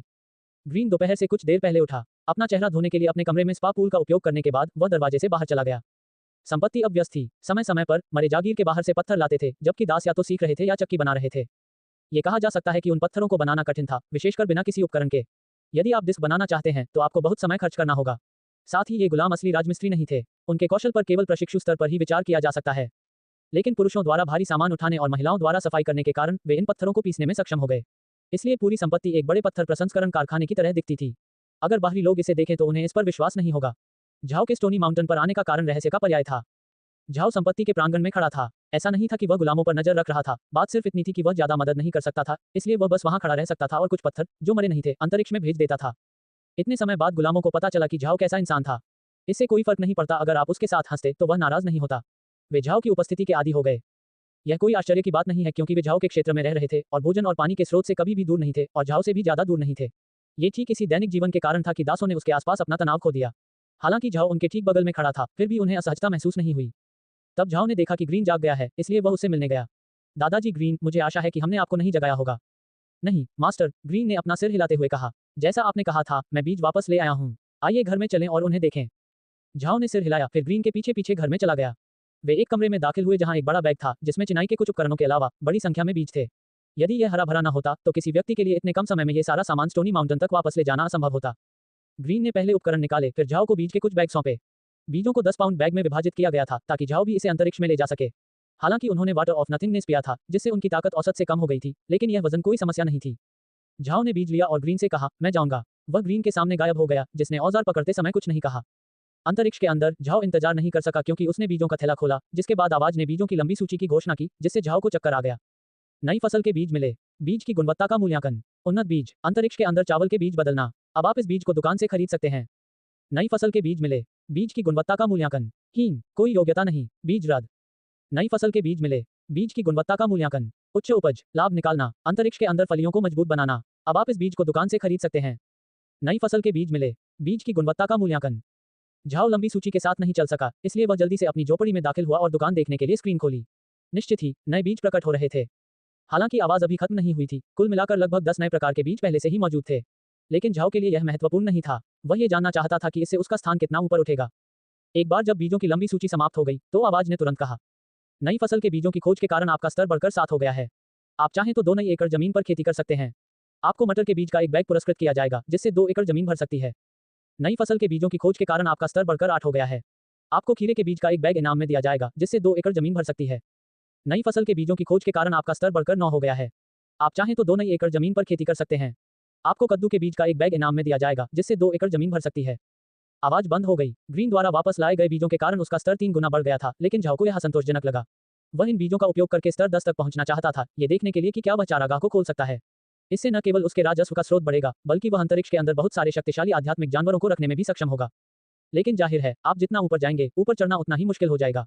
भले ही ग्रीन ने इतने सारे बीज वापस लाए, लेकिन इससे उसका स्तर 9 से अधिक नहीं बढ़ सका। झाओ ने आह भरी, फिर वह खलिहान के अंदर देखने गया। आवाज ने कहा कि वह 4 नई एकड़ जमीन पर भी खेती कर सकता है, लेकिन जमीन की खेती के लिए पैसे की जरूरत होती है। अभी उसके पास केवल 600 स्वर्ण मुद्राएं थीं। ये 2 एकड़ तो क्या 4 एकड़ खेती के लिए भी पर्याप्त नहीं था। झाओ केवल यही कर सकता था कि सोने के सिक्कों के बदले अंतरिक्ष के अंदर कुछ बेच दे, फिर वह 4 एकड़ जमीन पर खेती कर सकेगा। अंतरिक्ष में अभी भी तेल वाले फल उग रहे थे, वह अपना मक्का खोना नहीं चाहता था, और गोभी जैसी अन्य फसलें बहुत कम थी, इसलिए वे पर्याप्त पैसे नहीं थे। एकमात्र चीज जो वह बेच सकता था वह मूलियां थीं। झाओ मदद नहीं कर सका, लेकिन जोर से शाप दिया। इस समय अगर उसने उन्हें अंतरिक्ष में बेचा तो उसके पास लगभग 1500 सोने के सिक्कों के मूल्य की मूलियां थीं। इसे 600 सोने के सिक्कों के साथ मिला दे तो वह नई भूमि पर खेती करने में सक्षम हो जाएगा, लेकिन उसके पास मुश्किल से कुछ भी बचेगा। लेकिन झाओ कोई दूसरा रास्ता नहीं सोच सका, इसलिए उसने अनिच्छा से मूली बेच दी, फिर 4 नई एकड़ जमीन पर खेती की। इसमें कुल 1700 सोने के सिक्के खर्च हुए। स्तर 7 पर 2 एकड़ भूमि पर खेती करने पर 700 सोने के सिक्के खर्च होंगे, जबकि स्तर 9 पर 2 एकड़ भूमि पर खेती करने पर 1000 सोने के सिक्के खर्च होंगे। अब झाओ के पास केवल 400 सोने के सिक्के बचे थे, लेकिन फिर उसे नई एकड़ भूमि में उगाने के लिए दुकान से कुछ मूली के बीज खरीदने के लिए उनमें से 150 का भी उपयोग करना पड़ा। मूल रूप से उसके पास अन्य बीज थे जिन्हें वह 4 एकड़ में बो सकता था, लेकिन उन्हें नहीं पता था कि लौरा कासा शहर में कब वापस आएगी। जब वह वापस लौटेगी और उनके पास बेचने के लिए कोई मूली नहीं होगी, तो ये शर्म की बात होगी। साथ ही इस बार झाओ ये देखना चाहता था कि क्या उसे मूली के बीज मिल पाएंगे। यदि यह संभव होता तो उसे दुकान से कुछ भी खरीदने की आवश्यकता नहीं होती, जिससे पैसे बचाने में मदद मिलती। आह भरते हुए मूली के बीज बोने के बाद झाओ अंतरिक्ष से बाहर आया। सच कहूं तो वह अब भी बहुत निराश था। वह अपने इच्छित स्तर तक नहीं पहुंच सका, लेकिन अब इसमें कोई मदद नहीं थी। वह मूली बेचने तक ही इंतजार कर सकता था। झाओ को लगा कि एक बार जब वह 10 के स्तर पर पहुंच जाएगा तो कुछ अच्छा होगा। वह नहीं जानता था, लेकिन खेल की दिनचर्या के अनुसार उस सीमा तक पहुंचने के बाद उसका इनाम बहुत अधिक होगा। झाओ के लिए सबसे आशाजनक बात चरागाहों को खोलना था, जिससे उसकी ताकत जल्द से जल्द बढ़ जाएगी। ग्रीन ने देखा जब झाओ उदास होकर घर से बाहर चला गया। आश्चर्यचकित होकर वह तेजी से आगे बढ़ गया। मास्टर, ये कैसा है? झाओ ने अपना सिर हिलाया। ज्यादा कुछ नहीं, जगह तो ऊपर चली गई, लेकिन मुझे वह नहीं मिला जो मैं चाहता था। ऐसा लगता है कि आम फसलों के बीजों का उतना असर नहीं होगा। अगर हम चाहते हैं कि यह और ऊपर जाए, तो हम करेंगे अधिक उन्नत स्तर के पौधे खोजने की आवश्यकता है। ग्रीन को अंतरिक्ष के बारे में झाओ जितना नहीं पता था, लेकिन जब झाओ ने कहा कि अंतरिक्ष सफलतापूर्वक समतल हो गया है, तो उसे खुश होना चाहिए था। इसलिए उसने पूछा, मास्टर, क्या समतल करने का मतलब भूमि बढ़ाना नहीं है? झाओ ने सिर हिलाया। हाँ, मैंने इसे 4 एकड़ बढ़ा दिया है, लेकिन मैंने अपनी सारी मूलियां भी अंतरिक्ष में बेच दी क्योंकि मुझे खेती की जमीन खरीदने के लिए पैसे की जरूरत थी। हमारी सभी मूलियां अब खत्म हो गई हैं। केवल मूलियां ही बची हैं जो मैंने 4 नए एकड़ में लगाया था। ग्रीन मुस्कुराया। जब तक हमारे पास अधिक जमीन है तब तक ये कोई समस्या नहीं है। हालांकि ग्रीन ने पहले कभी फॉर्म गेम नहीं खेला था, लेकिन इन दिनों झाओ उसे फॉर्म के बारे में बहुत कुछ बता रहा था, इसलिए वह ये भी जानता था कि पैसे कमाने के लिए मूली को उस स्थान के अंदर बेचा जा सकता है। ग्रीन की राय में चूंकि धन को अंतरिक्ष से बाहर नहीं ले जाया जा सकता था, ये वास्तविक धन नहीं था, इसलिए उन्हें इसकी परवाह नहीं थी। ग्रीन को कोई परवाह नहीं थी, लेकिन इसका मतलब यह नहीं है कि झाओ दुखी नहीं था। वह दुखी कैसे न होता जब वह जानता था कि भविष्य में यदि उसका स्तर काफी ऊंचा हुआ तो वह अंतरिक्ष से सोना निकालने में सक्षम होगा। लेकिन अब सब बेकार था। वे अपनी योजनाओं के अगले चरण के लिए पैसे के लिए मूली बेचने तक ही इंतजार कर सकते थे। ग्रीन ने देखा कि झाओ परेशान था, इसलिए उसने उसे खुश करने की कोशिश की। मास्टर, हम पौधों से बीज इकट्ठा करने के लिए शायद ही कभी जंगल में गए हों। अगर हम अभी उन्हें इकट्ठा करने की कोशिश करेंगे तो शायद हमें कुछ उपयोगी बीज मिल जाएंगे, फिर हमें उन्हें खरीदने की जरूरत नहीं होगी और यह स्तर भी बढ़ सकता है। अंतरिक्ष। झाओ ने व्यंग्यपूर्ण मुस्कान दी। उसे इसकी कोई खास उम्मीद नहीं थी। आक महाद्वीप का इतिहास हजारों वर्ष पुराना है। उस पूरे समय में हालांकि यह महाद्वीप अपने कृषि विकास के लिए नहीं जाना जाता था, फिर भी यह अच्छा प्रदर्शन कर रहा था। अब तक वे ऐसी फसलें उगा रहे थे जिन्हें सावधानीपूर्वक चुना गया था। उदाहरण के लिए, जब वह बांस के चावल के बीज लाया तो उसने तुरंत उस स्थान पर पहले से मौजूद चावल के बीज को बदल दिया। इसका अर्थ क्या है? ये दर्शाता है कि बांस चावल की फसलें, जिन्हें सावधानीपूर्वक विकसित किया गया था, अधिक उत्कृष्ट थीं। जंगल में उगने वाले पौधों का उल्लेख करने की कोई आवश्यकता नहीं थी क्योंकि उसे डर था कि वे किसी भी फसल से बेहतर नहीं होंगे। लेकिन मच्छर का मांस खाना न खाने से बेहतर था, इसलिए झाओ ने सिर हिलाया और कहा, ठीक है, अभी बहुत व्यस्तता नहीं है। मुझे आकर आपकी मदद करने दीजिए, दादाजी ग्रीन। नहीं, मैं ये खुद ही कर लूंगा। ग्रीन ने सिर हिलाया। अगर वे मुझे उन पौधों से बीज इकट्ठा करते हुए देखेंगे तो शायद जब उन्हें पता चलेगा कि हम जो मूली बेच रहे हैं तो वे यह नहीं सोचेंगे कि यह अजीब है। ये हमारा बहाना होगा। झाओ ने इस बिंदु के बारे में नहीं सोचा था। ठीक है, फिर ऐसा करो, लेकिन तुम्हें सावधान रहना होगा, दादाजी ग्रीन। पहाड़ के आसपास रहो। पिछली बार किसी ने हमें जहर देने की कोशिश की थी और अगली बार भी ऐसा हो सकता है। मास्टर बहुत चिंता करते हैं। ग्रीन मुस्कुराया। मैं अपना पानी और सूखा भोजन खुद लाऊंगा, इसलिए मैं कुछ भी नहीं खाऊंगा या पीऊंगा जो मैंने खुद नहीं बनाया है। कुछ नहीं होगा। ठीक है, फिर जब आप बाहर जाएं तो कुछ स्थानिक पानी ले लें। यहाँ तक कि अगर कोई आपको जहर देना चाहे तो भी यह असंभव होगा। और आपको बहुत दूर नहीं जाना चाहिए, या कम से कम मुझे आपके पीछे आने के लिए एक मरे को भेजने दें। यदि कुछ होगा, मरे हुए लोग तुम्हें तेजी से वापस ले आएंगे। नहीं, मैं अपने आप ठीक हो जाऊंगा, ग्रीन ने कहा। लेकिन अगर कोई बड़ा जानवर आपका पीछा कर रहा हो तो वह आपके साथ कुछ भी अच्छा सामान ले जा सकता है। अन्यथा मुझे डर है कि आपको अपने साथ एक बैग रखना पड़ेगा जिसमें शायद सभी चीजें फिट न हो सकें। ग्रीन ने इसके बारे में नहीं सोचा था, इसलिए उसने अपना सिर हिलाया। क्या मरे हुए लोग मुझे समझ पाएंगे? यह कोई समस्या नहीं होगी। जब से उनका स्तर ऊपर आया है, मुझे बहुत से चतुर मरे हुए लोग मिले हैं। भले ही वे अभी भी बोल नहीं सकते, लेकिन उनकी बुद्धिमत्ता एक औसत व्यक्ति से भी बदतर नहीं होनी चाहिए। आप निश्चिंत रह सकते हैं। ठीक है, तो मैं जाऊंगा, ग्रीन ने कहा। नहीं, झाओ मुस्कुराया। आपको अभी इसके बारे में चिंता करने की जरूरत नहीं है। वैसे भी ऐसा नहीं है कि पौधे पहाड़ों में चल सकते हैं। हाल ही में लौरा के वापस आने का इंतजार करने के अलावा जागीर में करने के लिए बहुत कुछ नहीं है, इसलिए आप कम से कम आराम कर सकते हैं थोड़ी देर के लिए। ये वैसा ही था जैसा झाओ ने कहा था। इस अवधि में स्टोनी माउंटेन बहुत सुरक्षित था। इससे कोई फर्क नहीं पड़ता कि परसेल कबीला या अन्य ताकतें कितनी शक्तिशाली थी, बहुत कम लोग थे जो उन्हें भड़काने के इच्छुक थे क्योंकि झाओ की पहचान एक काले जादूगर के रूप में जानी जाती थी। कोई भी किसी काले जादू को भड़काना नहीं चाहता था। मेरिन आ गई। अब खाने का समय हो गया था और वह झाओ और ग्रीन को दोपहर के भोजन के लिए बुला रही थी। मेरिन ने ग्रीन की ओर देखा और पूछा, ये कैसा है? क्या इसने काम किया? झाओ नहीं चाहता था कि वह चिंता करे। ये ठीक है, निश्चिंत रहें। ग्रीन समझ गया कि झाओ का क्या मतलब है, इसलिए वह मेरिन की ओर मुड़ा और मुस्कुराया। हम सोच रहे हैं कि मैं पहाड़ों के चारों ओर घूमूं और देखूं कि क्या मुझे युवा मास्टर के लिए कुछ अन्य उपयोगी पौधे मिल सकते हैं। अब उनके पास कुल 18 एकड़ जमीन है और भविष्य में इन जंगली पौधों के बीज मिल सकते हैं उसे अधिक से अधिक भूमि। जब मेरिन ने ग्रीन की बात सुनी तो वह बहुत खुश हुई। उनके विचार में अधिक भूमि अधिक धन के बराबर होती है, जिससे बुडा कबीले को आगे बढ़ने में मदद मिलेगी। वे अभी भी नहीं जानते थे कि एक बार जगह का स्तर बढ़ने के बाद झाओ एक चारागाह खोलने में सक्षम होगा। उसने उन्हें अभी तक नहीं बताया क्योंकि वह इसे पहले पूरा करना चाहता था। कई लोगों के दोपहर का भोजन करने के कारण जागीर व्यस्त हो गई। गुलाम बहुत खुश लग रहे थे और हो भी क्यों नहीं। उन्हें इनाम के रूप में खाने और कड़ी मेहनत करने और पढ़ना लिखना सीखने को मिलता है। उनकी राय में ये बस एक स्वामी का जीवन जीना था। गुलाम सामान्य लोगों की तरह शिक्षित नहीं थे। जबकि सामान्य लोग पारंपरिक शिक्षा से गुजर सकते थे, दासों को वह शिक्षा सिखाई जाती थी जो दासों के लिए थी। यदि उनके माता पिता गुलाम थे तो वे भी जन्म के क्षण से गुलाम होंगे, इसलिए वे गुलामी की शिक्षा को पूरी तरह से अपनी प्राथमिक शिक्षा के रूप में स्वीकार करेंगे, जिसमें उन्हें सिखाया जाएगा कि उनका मालिक हमेशा सही था। गुलाम बनाने की यह शिक्षा किसी व्यक्ति को शुरू से अंत तक गुलाम बनाने के लिए ब्रेन वॉश करने जैसी थी। महाद्वीप में रईस और गुलाम मालिक पहले बड़े पैमाने पर हुए गुलाम विद्रोह के कारण ऐसा करते रहे हैं। दुर्भाग्य से उन गुलामों का दमन कर दिया गया। दास विद्रोह के बाद से उन रईसों ने पाया कि दासों को दबाने में बहुत अधिक पैसा खर्च होता है, इसलिए उन्होंने विकल्पों की तलाश की। उन्होंने पाया कि गुलाम के रूप में पले बड़े लोगों को शिक्षित करने के लिए बस थोड़ा सा पैसा खर्च करने से विद्रोह की कोई भी भावना दब जाएगी। कोई भी सभ्यता जो हजारों वर्षों में विकसित हुई हो वह सरल नहीं होगी। ऐसे कारण होंगे कि क्यों रईसों ने महाद्वीप पर इतने वर्षों तक शासन किया। स्वाभाविक रूप से यदि उन्होंने ऐसे साधन और तरीके विकसित नहीं किए होते तो वे इतने लंबे समय तक सत्ता में कैसे रह सकते थे। इन्हीं कारणों से जब ग्रीन ने दास खरीदे तो उनके दिल अब बुडा कबीले के थे। हालांकि डेजी और एन दासों की तुलना में अलग तरह से बड़े हुए। वे एक समय आम लोग थे और यद्यपि महाद्वीप पर आम लोगों का जीवन स्तर उतना अच्छा नहीं था, फिर भी गुलामों की तुलना में ये बेहतर था। सबसे उल्लेखनीय बात यह थी कि यदि आप जीवन भर गुलाम रहे तो आपका परिवार पीढ़ियों तक गुलाम रहेगा। झाओ ये जानता था, इसलिए हर दिन वह दासों के साथ कुछ समय बिताता था ताकि वे उसके आसपास रहने में अधिक सहज महसूस करें। वह जानता था कि इन गुलामों के विचारों में बदलाव रातों रात नहीं होगा। दासों को पढ़ना सिखाने से इन दासों को सच्चाई के बारे में और अधिक जानकारी मिलेगी। झाओ ने नहीं सोचा था कि एक दिन वह दुनिया बदल देगा। वह जानता है कि वह सिर्फ एक नियमित ओटाकू है। यहाँ आने के बाद वह केवल चीजें हासिल कर सका क्योंकि उसका स्थानिक खेत एक धोखा था। इसके अलावा उनकी दुनिया को बदलने की कोई महत्वाकांक्षा नहीं थी, खासकर तब जब उन्हें पता था कि यह समाज हजारों वर्षों से गुलामी पर आधारित था। वह बस एक आसान जीवन चाहता था, लेकिन चूंकि उसे अभी भी याद है कि वह अपने पिछले जीवन में कैसे रहा था, वह गुलामों पर शासन करने का आदी नहीं था। इसलिए उन्होंने ये स्थापित किया कि जब तक आप कड़ी मेहनत करेंगे आपको पुरस्कार के रूप में स्वतंत्रता मिलेगी। जहां तक ब्लैक वेस्ट का सवाल है, झाओ जानता था कि यह उसकी अपनी निजी संपत्ति थी क्योंकि महाद्वीप के सभी रईस इसे नहीं चाहते थे। आखिरकार एक साधारण पत्थर तो पत्थर ही था, लेकिन झाओ को पता था कि एक बार जब उसने ब्लैक वेस्ट की मिट्टी को सुधार लिया तो एक साधारण पत्थर जेड का एक टुकड़ा बन जाएगा। यह एक बच्चे को एक प्यारे बच्चे में बदलने जैसा था जिसे हर कोई पकड़ना चाहता है। इसलिए यदि आप अपने बच्चे की सुरक्षा करना चाहते हैं तो आपके पास ताकत होनी चाहिए। अब उसके पास जो ताकत थी वह पर्याप्त नहीं थी, लेकिन एक बार जब वह अपना चारागाह खोल देगा तो कौन उसे अपमानित करने का साहस करेगा। मध्यरात्रि, एक स्वर गूंजा और आवाज ने झाओ को बताया कि उसकी फसल पक गई है, इसलिए कटाई का समय हो गया है। परंतु वह भोर तक सोता रहा। वह देखना चाहता था कि क्या वह मूली को अंतरिक्ष में छोड़ देगा, क्या उनमें कुछ बीज उगेंगे। यही कारण है कि उसने तुरंत उनकी कटाई की जहमत नहीं उठाई। दुर्भाग्य से अगली सुबह झाओ अंतरिक्ष में गया और पाया कि मूली अभी परिपक्वता की स्थिति में ही थी, जिससे उसे बहुत निराशा हुई। झाओ बुदबुदाने के अलावा कुछ नहीं कर सका। ऐसा लगता है कि अगर मैं उन्हें ऐसे ही छोड़ दूं तो कुछ नहीं होगा। उसके ऐसा कहने के बाद आवाज फिर से आई, जड़ वाली फसलों से बीज प्राप्त करने के लिए स्तर 10 पर होना आवश्यक है। कृपया धैर्य रखें। झाओ एक पल के लिए स्तब्ध रह गया, फिर खुश हो गया। उसने सोचा कि उसे मूली से कोई बीज नहीं मिलेगा, लेकिन अब उसे पता चला कि जब तक वह स्तर 10 तक पहुंच जाएगा वह आवश्यकता को पूरा करेगा। इससे उसके लिए यह पुष्टि हो गई कि स्तर 10 एक बाधा थी जिसे उसे पार करना था, फिर वह और भी अधिक चीजें प्राप्त करने में सक्षम होगा। खुश मूड में झाओ ने जगह छोड़ने से पहले मूली, साथ ही मकई और तेल के फलों की कटाई की। कल ग्रीन को अच्छा आराम मिला, लेकिन आज वह जाने के लिए तैयार था। सुबह में नाश्ते के बाद झाओ ने अपने मरे हुए को बाहर निकाला, जो बहुत चालाक हो गया था। भले ही यह झाओ के साथ संवाद नहीं कर सका, फिर भी यह उसके आदेशों का पालन कर सकता था। झाओ चिंतित नहीं था क्योंकि उसने मरे लोगों से कहा था कि उसे ग्रीन से बहुत दूर जाने की अनुमति नहीं है। और जब 4 घंटे बीत गए तो ये ग्रीन को जो कुछ भी कर रहा था उससे रोक देगा और उसे जागीर में वापस कर देगा।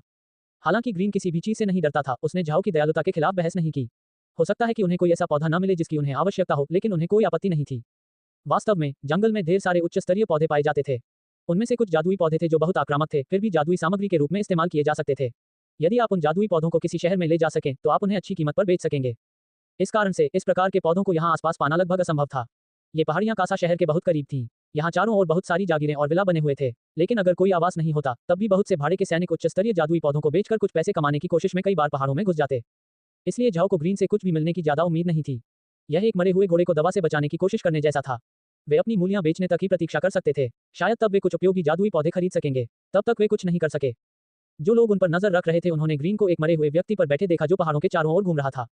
ग्रीन की हरकतों ने उन लोगों को हरकत में ला दिया क्योंकि उन्होंने दृढ़ता से उस मरे हुए पर अपनी नजरें जमा लीं। लेकिन उन्हें आश्चर्य हुआ, वह मरा हुआ व्यक्ति सड़क की ओर नहीं जा रहा था, वह सीधे पहाड़ों में चला गया, जिससे काले जादू की निगरानी कर रहे सभी लोग डर गए। महाद्वीप में हर कोई जानता था कि काले जादूगर आमतौर पर झगड़ालू होते थे। तो इन लोगों ने सोचा कि काले जादूगर ने उन्हें ढूंढ लिया होगा और अब वह उनके खिलाफ अपनी सेना भेज रहा है। उनमें से कुछ अपने स्थान से भाग गए। जो लोग भाग रहे थे वे भाड़े के सैनिक थे जिन्हें छोटे छोटे गुटों द्वारा काम पर रखा गया था। वे उन बड़े कुलों के प्रशिक्षित हथियारों से बिल्कुल अलग थे। हत्यारे अपने जीवन की कीमत पर भी एक कार्य पूरा करने का प्रयास करेंगे। जब तक कार्य पूरा हो चुका था यह इसके लायक था। लेकिन इन भाड़े के सैनिकों में ऐसी वफादारी नहीं थी। वे आपके पैसे के लिए काम करेंगे, लेकिन जैसे ही कोई खतरा होगा वे तुरंत भाग जाएंगे। ग्रीन को पता था कि कोई उस पर नजर रख रहा है। जब वह स्टोनी माउंटेन से बाहर आया तो उसने अपना पहरा लगाया और पाया कि इलाके में बहुत सारे लोग थे। हालांकि ग्रीन ने उन्हें नहीं छुआ। वह चाहता था कि वे उस पर नजर रखें। सबके ध्यान में मरे हुए लोग ग्रीन को पहाड़ों के जंगलों में ले गए। एक बार जब वे जंगल में पहुंचे तो ग्रीन एलियन से नीचे उतरे और चारों ओर देखा। ये स्पष्ट था कि जंगल के इस हिस्से की पहले ही खोज की जा चुकी थी। हालांकि यहाँ अभी भी पेड़ थे, फिर भी कई जगहें थी जिन्हें रौंद दिया गया था, जिससे हर जगह लोगों के घूमने के निशान दिखाई दे रहे थे। ग्रीन को कई जगहें दिखाई दे रही थी जिन्हें खोदा गया था। जाहिरा तौर पर किसी भी उपयोगी चीज का पहले ही अवैध शिकार किया जा चुका था। ग्रीन ने अपना सिर हिलाया, फिर जंगल के दूसरे हिस्से में चला गया। साथ ही यह सुनिश्चित कर लिया कि चारों ओर उन पौधों को ध्यान से देखा जाए जो झाओ को चाहिए। महाद्वीप पर कई प्रसिद्ध उपयोगी पौधे थे, लेकिन उसने उनमें से किसी की छाया भी नहीं देखी। हालांकि ग्रीन एक योद्धा था जिसे कीमिया का कोई ज्ञान नहीं था, वह इतने वर्षों तक मेरिन के साथ रहा था। मत भूलिए, मेरिन एक जादूगरनी थी, इसलिए भले ही वह अधिकांश जादुई पौधों के बारे में अनभिज्ञ थी, फिर भी वह एक या दो चीजें जानती थी जिससे उसे जादुई औषधि बनाने में मदद मिली। इस वजह से ग्रीन ने वर्षों से उससे कुछ चीजें सीखी, इसलिए उसे जादुई पौधों के बारे में थोड़ी जानकारी थी। लेकिन उसे कोई नजर नहीं आया। खोजबीन करते समय ग्रीन आहें भरने से खुद को नहीं रोक सका। लेकिन जंगल की गहराई में चलते चलते अचानक उसकी नजर दो जंगली फलों के पेड़ों पर पड़ी। महाद्वीप पर जंगली फलों के पेड़ आम थे, लेकिन हालांकि उनके फलों का स्वाद अच्छा था, लेकिन उनकी पैदावार अधिक नहीं थी, इसलिए कोई भी उन्हें बड़े पैमाने पर खेती में इस्तेमाल नहीं करता था। यह कोई जादुई पौधा नहीं था, इसलिए बड़े बड़े रईस उन्हें नहीं खाते थे। और आमतौर पर कोई भी आम व्यक्ति जिसके पास जमीन होती है वह उसे भोजन के रूप में नहीं उगाएगा। यदि वे इन फलों को खाना चाहते हैं तो वे बस पहाड़ों में जा सकते हैं और जंगल में उगने वाले इन आम पेड़ों को देख सकते हैं। दोनों पेड़ दृश्य से अस्पष्ट थे, इसलिए ग्रीन ने अब तक उन पर ध्यान नहीं दिया। उसने दो जंगली फलों के पेड़ों को देखा, फिर उसने एक बड़ी तलवार निकाली और कुछ शाखाएं काट दी, जिन्हें उसने एलियन को खिला दिया ताकि वे उसके शरीर में समा जाएं। ग्रीन ने ऐसा इसलिए किया क्योंकि ये पेड़ जीवित रहने में अच्छे थे। जब तक आप शाखाओं को गीली जमीन में दबाएंगे वे अंकुरित होंगी और धीरे धीरे एक नए पेड़ में विकसित होंगी, जैसे एक मरे हुए घोड़े को जीवित घोड़े में बदलना। जो लोग ग्रीन की निगरानी कर रहे थे वे अवाक रह गए। उन्हें समझ नहीं आया कि वह क्या कर रहा है। ये सामान पहाड़ों में कहीं भी पाया जा सकता है। क्या वे कोई ऐसा खजाना थे जिसके बारे में वे नहीं जानते थे? वे सभी ग्रीन के अजीब व्यवहार को घूर रहे थे। ध्यान रखें कि ये लोग जो कुछ भी पाते हैं उसे अपने कुलों को रिपोर्ट करने के लिए तैयार थे। साथ ही उन पौधों को भी इकट्ठा करते थे जिन्हें ग्रीन इकट्ठा कर रहा था, ताकि वे उन्हें घर ले जा सकें और उनकी जांच कर सकें। जैसे जैसे ग्रीन घूमता रहा उसे ये भी याद नहीं रहा कि उसने कुल कितने पौधे एकत्र किए थे। ऐसा इसलिए था क्योंकि उसने लंबी घास सहित सबसे आम पौधे भी एकत्र कर लिए थे। ग्रीन 3 घंटे तक पहाड़ों की गहराई में चढ़ता रहा, पौधों को ढूंढता रहा और मरे हुए लोगों के शरीर में पानी भरता रहा। अंत में वह रुका और फिर सीधे स्टोनी माउंटेन की ओर चल दिया। एक बार जब ग्रीन चला गया तो जो लोग उसकी निगरानी कर रहे थे उन्होंने तुरंत कुछ पौधे ले लिए जिन्हें ग्रीन इकट्ठा कर रहा था और फिर अपनी रिपोर्ट देने के लिए अपने कुलों में वापस चले गए। वास्तव में ग्रीन ने आज वास्तव में कुछ भी अपमानजनक नहीं किया। उसने बस विभिन्न प्रकार के पौधे एकत्र किए जो बेकार थे, लेकिन उसकी हरकतें संदिग्ध लग रही थीं। ग्रीन को इसकी परवाह नहीं थी कि उन्होंने कैसी प्रतिक्रिया व्यक्त की। उन्हें केवल उनकी पहचान की रक्षा की परवाह थी। जब तक उनकी पहचान उजागर नहीं हो गई तब तक उन्हें कोई डर नहीं था। जब तक ग्रीन वापस स्टोनी माउंटेन पहुंचा तब तक दोपहर हो चुकी थी और दोपहर के भोजन का समय हो गया था। मेरिन ने तुरंत उसके लिए खाने के लिए कुछ तैयार किया और झाओ मरे हुए पौधों से भरा हुआ स्थान में ले आया, भले ही पौधे अच्छे हों या बुरे। एक बार जब वे पौधे अंतरिक्ष में थे तो आवाज आई, नए पौधों की खोज, कोई योग्यता नहीं, मत निकालो। नए पौधों की खोज, कोई योग्यता नहीं, मत निकालो। नए पौधों की खोज, संभावित खाद्य फल और वाइन का पता लगाना, हानि, उपज कम होती है, पौधों के डेटा का विश्लेषण, इसे अब दुकान में खरीदा जा सकता है। नए पौधों की खोज, कोई योग्यता नहीं, मत निकालो। नए पौधों की खोज, झाड़ियों में विषाक्त पदार्थों का पता लगाना, पौधे की जीवित रहने की दर उच्च होती है, पौधों के डेटा का विश्लेषण, इसे अब दुकान में खरीदा जा सकता है। विषाक्त पदार्थों को बाहर निकालना, रोबोटिक वस्तुओं को विषाक्त पदार्थों से मजबूत बनाना, मिश्रण के साथ स्थानिक जल को मजबूत बनाना। नए पौधों की खोज, विषैली कंटीली लताएं, पौधे की जीवित रहने की दर उच्च होती है, लताओं के डेटा का विश्लेषण, इसे अब दुकान में खरीदा जा सकता है। विषाक्त पदार्थों को बाहर निकालना, रोबोटिक वस्तुओं को विषाक्त पदार्थों से मजबूत बनाना, मिश्रण के साथ स्थानिक जल को मजबूत बनाना, कांटों की सुरक्षा निकालना, रोबोटिक वस्तुओं की आक्रमण क्षमताओं को मजबूत करना, कच्चा माल निकालना, मानवीय वस्तुओं की उत्तरजीविता क्षमताओं को मजबूत करना। नए पौधों की खोज, कोई योग्यता नहीं, मत निकालो। नए पौधों की खोज, हानिकारक खरपतवार की प्रजातियां, पौधे की जीवित रहने की दर उच्च होती है, आक्रामक, लाभ निकालना, स्थानिक शाकनाशी को सुदृढ़ बनाना। इस लंबी सूची में 100 से अधिक पौधों ने झाओ को चक्कर आ गया, लेकिन उसने कई अच्छी बातें सुनी, खासकर जहरीली झाड़ियां और कंटीली लताएं। यदि उनका उपयोग दीवार बनाने में किया जा सके तो यह सहायक होगा। उन्होंने एक और बात भी नोटिस की, झाओ को उम्मीद नहीं थी कि खरपतवार से लाभ निकालने से शाकनाशी को मजबूत किया जा सकेगा। ये बहुत बढ़िया था। यदि वह बाद में शाकनाशी का उपयोग करता तो इसकी क्षमता अधिक मजबूत होती। बाकी सामान अच्छा नहीं था। ऐसे कुछ ही पौधे थे जिनमें कुछ बुनियादी औषधीय प्रभाव थे जो बहुत मजबूत नहीं थे, जैसे जिनको पेड़ वे ज्यादा काम के नहीं थे। हालांकि ग्रीन ने भी नहीं सोचा होगा कि आज सुबह से वह इतने सारे नमूने इकट्ठा कर पाएंगे जिससे मदद मिलेगी। हालांकि ये 100 पौधे जादुई नहीं थे और इनकी कीमत बहुत अधिक नहीं थी, फिर भी इनके कुछ फायदे थे। एक बार जब आवाज ने बोलना बंद कर दिया तो झाओ का दिल घबरा गया। वह नहीं जानता था कि जगह समतल होगी या नहीं। अचानक फिर से आवाज आई, नए पौधों की खोज के कारण आप 10 के स्तर पर पहुंच गए हैं। अब आप अंतरिक्ष में समग्र रूप से बेहतर कार्यों के लिए आवश्यकताओं तक पहुंच गए हैं। चारागाह खुला है, अब जड़ वाली फसलों से बीज निकाले जा सकते हैं। अंतरिक्ष के अंदर के सोने के सिक्के अब बाहर भी इस्तेमाल किए जा सकेंगे। घर का आकार बढ़ना, अब 3 टेलीपोर्ट पॉइंट सेट किए जा सकते हैं। निगरानी प्रणाली का दायरा 500 मीटर व्यास तक बढ़ाना, अब टेलीपोर्ट बिंदुओं को केंद्र के रूप में सेट कर सकते हैं। इस स्पेस में एक नया फीचर जोड़ा गया है। मेजबान को एक छड़ी दी जाती है जो स्थान को पोर्टेबल रूप से नियंत्रित कर सकती है। बेंत मेजबान से बंधा हुआ है, क्षतिग्रस्त नहीं किया जा सकता, गिराया नहीं जा सकता। कृपया बेंत के लिए एक शैली चुनें। बधाई हो मेजबान। झाओ ने जो सुना उससे वह खुशी से उछल पड़ा। उसने यह नहीं सोचा था कि जब वह 10वें स्तर पर पहुंचेगा तो स्थानिक कार्य इतने शक्तिशाली हो जाएंगे। ये सभी सुविधाएं वही थी जिनकी उसे आवश्यकता थी। झाओ वहीं खड़ा हंस रहा था, लेकिन हालांकि उसने सुना कि आवाज ने इन नई सुविधाओं के बारे में क्या कहा, फिर भी उसे पूरी तरह से सीखने की जरूरत थी कि उनके कार्यों का उपयोग कैसे किया जाए, अन्यथा उसे उनसे सबसे बड़ा लाभ नहीं मिलेगा। झाओ जल्दी से झोपड़ी में गया और स्क्रीन तक पहुंच गया। एक बार जब उसने इसे खोला तो निश्चित रूप से वहां एक नई फाइल थी जिसका शीर्षक था नई स्थानिक विशेषताएं। कांपते हाथों से झाओ ने कई गहरी सांसें ली, फिर फाइल दबा दी। स्क्रीन से एक सफेद रोशनी आई और झाओ के सिर की ओर चली गई। उसे थोड़ा दर्द महसूस हुआ, लेकिन वह जानता था कि उसे थोड़ी देर सोना पड़ सकता है, इसलिए वह तुरंत बिस्तर पर लेट गया और बेहोश हो गया। जब झाओ गहरी नींद में सो गया तो उसके दिमाग में बहुत सारी नई सुविधाएं भर गईं। उसे नहीं पता था कि जागने में कितना समय लगेगा। आखिरकार झाओ ने अपनी आंखें खोलीं। उसने इधर उधर देखा और हाथ फैलाया। धीरे धीरे उठते हुए वह हंसा। लड़के, ये कुछ बड़े बदलाव हैं। जब वह सो रहा था तो उसके मस्तिष्क को नई सुविधाओं के बारे में सारी जानकारी पूरी तरह से प्राप्त हो गई। उसे लगा जैसे वह होशियार हो रहा है, सूचना को शब्द दर शब्द सुनाने में लगभग सक्षम हो गया है। अब उसे समझ आ गया कि वह अंतरिक्ष में क्या कर सकता है। खलिहान किसी भी आत्मिक जानवरों को नहीं रख सकता था, लेकिन अब जब वह चारागाह खोल सकता है तो वह एक ऐसा खेत स्थापित करने में सक्षम होगा जो बहुत सारे आत्मिक जानवरों को पाल सकता है। हालांकि स्थानिक खेत और स्थानिक खेत एक ही खेल नहीं है। खेत खेत के लिए अदृश्य है और खेत खेत के लिए अदृश्य है। यदि झाओ खेत से खेत में जाना चाहता है तो उसे यह सोचना होगा कि यह स्थानिक खेत क्षेत्र में जाने में सक्षम है। खेल की तरह खेत का उपयोग जानवरों को पालने के लिए किया जा सकता है, लेकिन वह नहीं जानता था कि वह कितने जानवर पाल सकता है। एक और क्षमता जो उसे 10 के स्तर तक पहुंचने के बाद मिली वह ये थी कि अब वह मूली जैसी जड़ वाली फसलों से बीज प्राप्त कर सकता था, ताकि बाद में वह बीजों पर पैसे बचा सके। इतना ही नहीं, वह अब अंतरिक्ष के अंदर से सोने के सिक्के भी बाहरी दुनिया में ले जा सकता था। इससे पहले अंतरिक्ष के अंदर के सिक्के केवल आभासी मुद्रा थे और स्तर 10 तक पहुंचने से पहले उन्हें बाहर नहीं निकाला जा सकता था। लेकिन अब अगर उसने अंतरिक्ष के अंदर 1 लाख सोने के सिक्के कमाए तो वे असली 1 लाख सोने के सिक्के बन सकते थे। ये राजस्व का एक अन्य स्रोत था। जहां तक नए टेलीपोर्ट पॉइंट फंक्शंस का सवाल है, ये झाओ के पसंदीदा में से एक था। वह 3 टेलीपोर्ट पॉइंट स्थापित कर सकता है जो वास्तव में अंतरिक्ष में प्रवेश द्वार थे। ब्लैक वेस्ट से कासा शहर जाने के लिए उसे कई दिनों तक अपने मरे हुए कमरे में बैठना पड़ा, लेकिन अब उसे इन टेलीपोर्ट पॉइंट्स के साथ ऐसा करने की जरूरत नहीं है। यदि वह स्टोनी माउंटेन पर एक टेलीपोर्ट बिंदु स्थापित करता है और आयरन माउंटेन पर अपने महल में भी एक स्थापित करता है तो वह बस अंतरिक्ष में प्रवेश कर सकता है और इन 2 बिंदुओं के बीच आगे और पीछे यात्रा कर सकता है। हालांकि वह केवल 3 टेलीपोर्ट पॉइंट ही स्थापित कर सका, फिर भी यह एक बहुत शक्तिशाली सुविधा थी। और इस स्तर के बढ़ने के साथ ही उसकी निगरानी प्रणाली का दायरा भी बढ़ गया था। न केवल सीमा 500 मीटर व्यास तक बढ़ गई थी, बल्कि अब वह एक टेलीपोर्ट बिंदु को केंद्र में रखकर उस सीमा के भीतर सब कुछ देख सकता था। वह एकमात्र चीज नहीं थी जो बढ़ी, उनका घर भी बड़ा हो गया है। झाओ के पास एक फूस की झोपड़ी थी जिसमें केवल एक ही व्यक्ति रह सकता था। अन्य लोगों के लिए उसके साथ रहने का कोई रास्ता नहीं था। हालांकि अब वह अपनी झोपड़ी को विला जैसी किसी बड़ी चीज में बदल सकता है। अंत में झाओ के पसंदीदा में से एक नई सुविधा थी जिसने उसे स्थानिक खेत को पोर्टेबल रूप से नियंत्रित करने की अनुमति दी। ये सारी शक्ति अब उसके हाथ में मौजूद बेंत से नियंत्रित की जा सकती थी, जिसे झाओ को निर्दिष्ट किया गया है। वह बेंत को नहीं सकता था या गिरा नहीं सकता था। बेंत के साथ वह खेत की विशेषताओं जैसे फावड़ा, बाल्टी, कीटनाशक और शाकनाशी का उपयोग कर सकता था। ये सभी कार्य बेंत पर केंद्रित होंगे। वह इसका उपयोग अपनी स्क्रीन तक अधिक आसानी से पहुंचने के लिए भी कर सकता है। यह इस सुविधा के कारण था कि झाओ ने यह देखने के लिए स्क्रीन को फिर से खोला कि क्या कोई नया बटन दिखाई दिया है। अब वहां एक बटन था जिस पर बेंत का चित्र था। जब झाओ ने इसे देखा तो उसने तुरंत बटन दबाया और फिर बेंत की तस्वीरों की एक सूची सामने आई। कुछ लकड़ी के थे और कुछ तलवार की तरह थे, कुछ बहुत खूबसूरत थे, कुछ सादे थे और कुछ ने एक पवित्र एहसास दिया, जबकि कुछ अजीब हड्डियों से बने थे। झाओ ने इन तस्वीरों को ध्यान से देखा। हालांकि उन्हें कुछ का बहुत शौक था, लेकिन अंततः उन्होंने वह चुना जो हड्डियों से बना था। यह एक छड़ी की तरह लग रहा था जिसका उपयोग एक काले जादूगर द्वारा किया गया था। जब झाओ ने इस तस्वीर को चुना तो एक सफेद फ्लैश हुआ और अचानक ये छड़ी उसके हाथों में दिखाई दी। लाठी पीली हड्डियों से बनी थी और सबसे ऊपर एक छोटी सी खोपड़ी थी।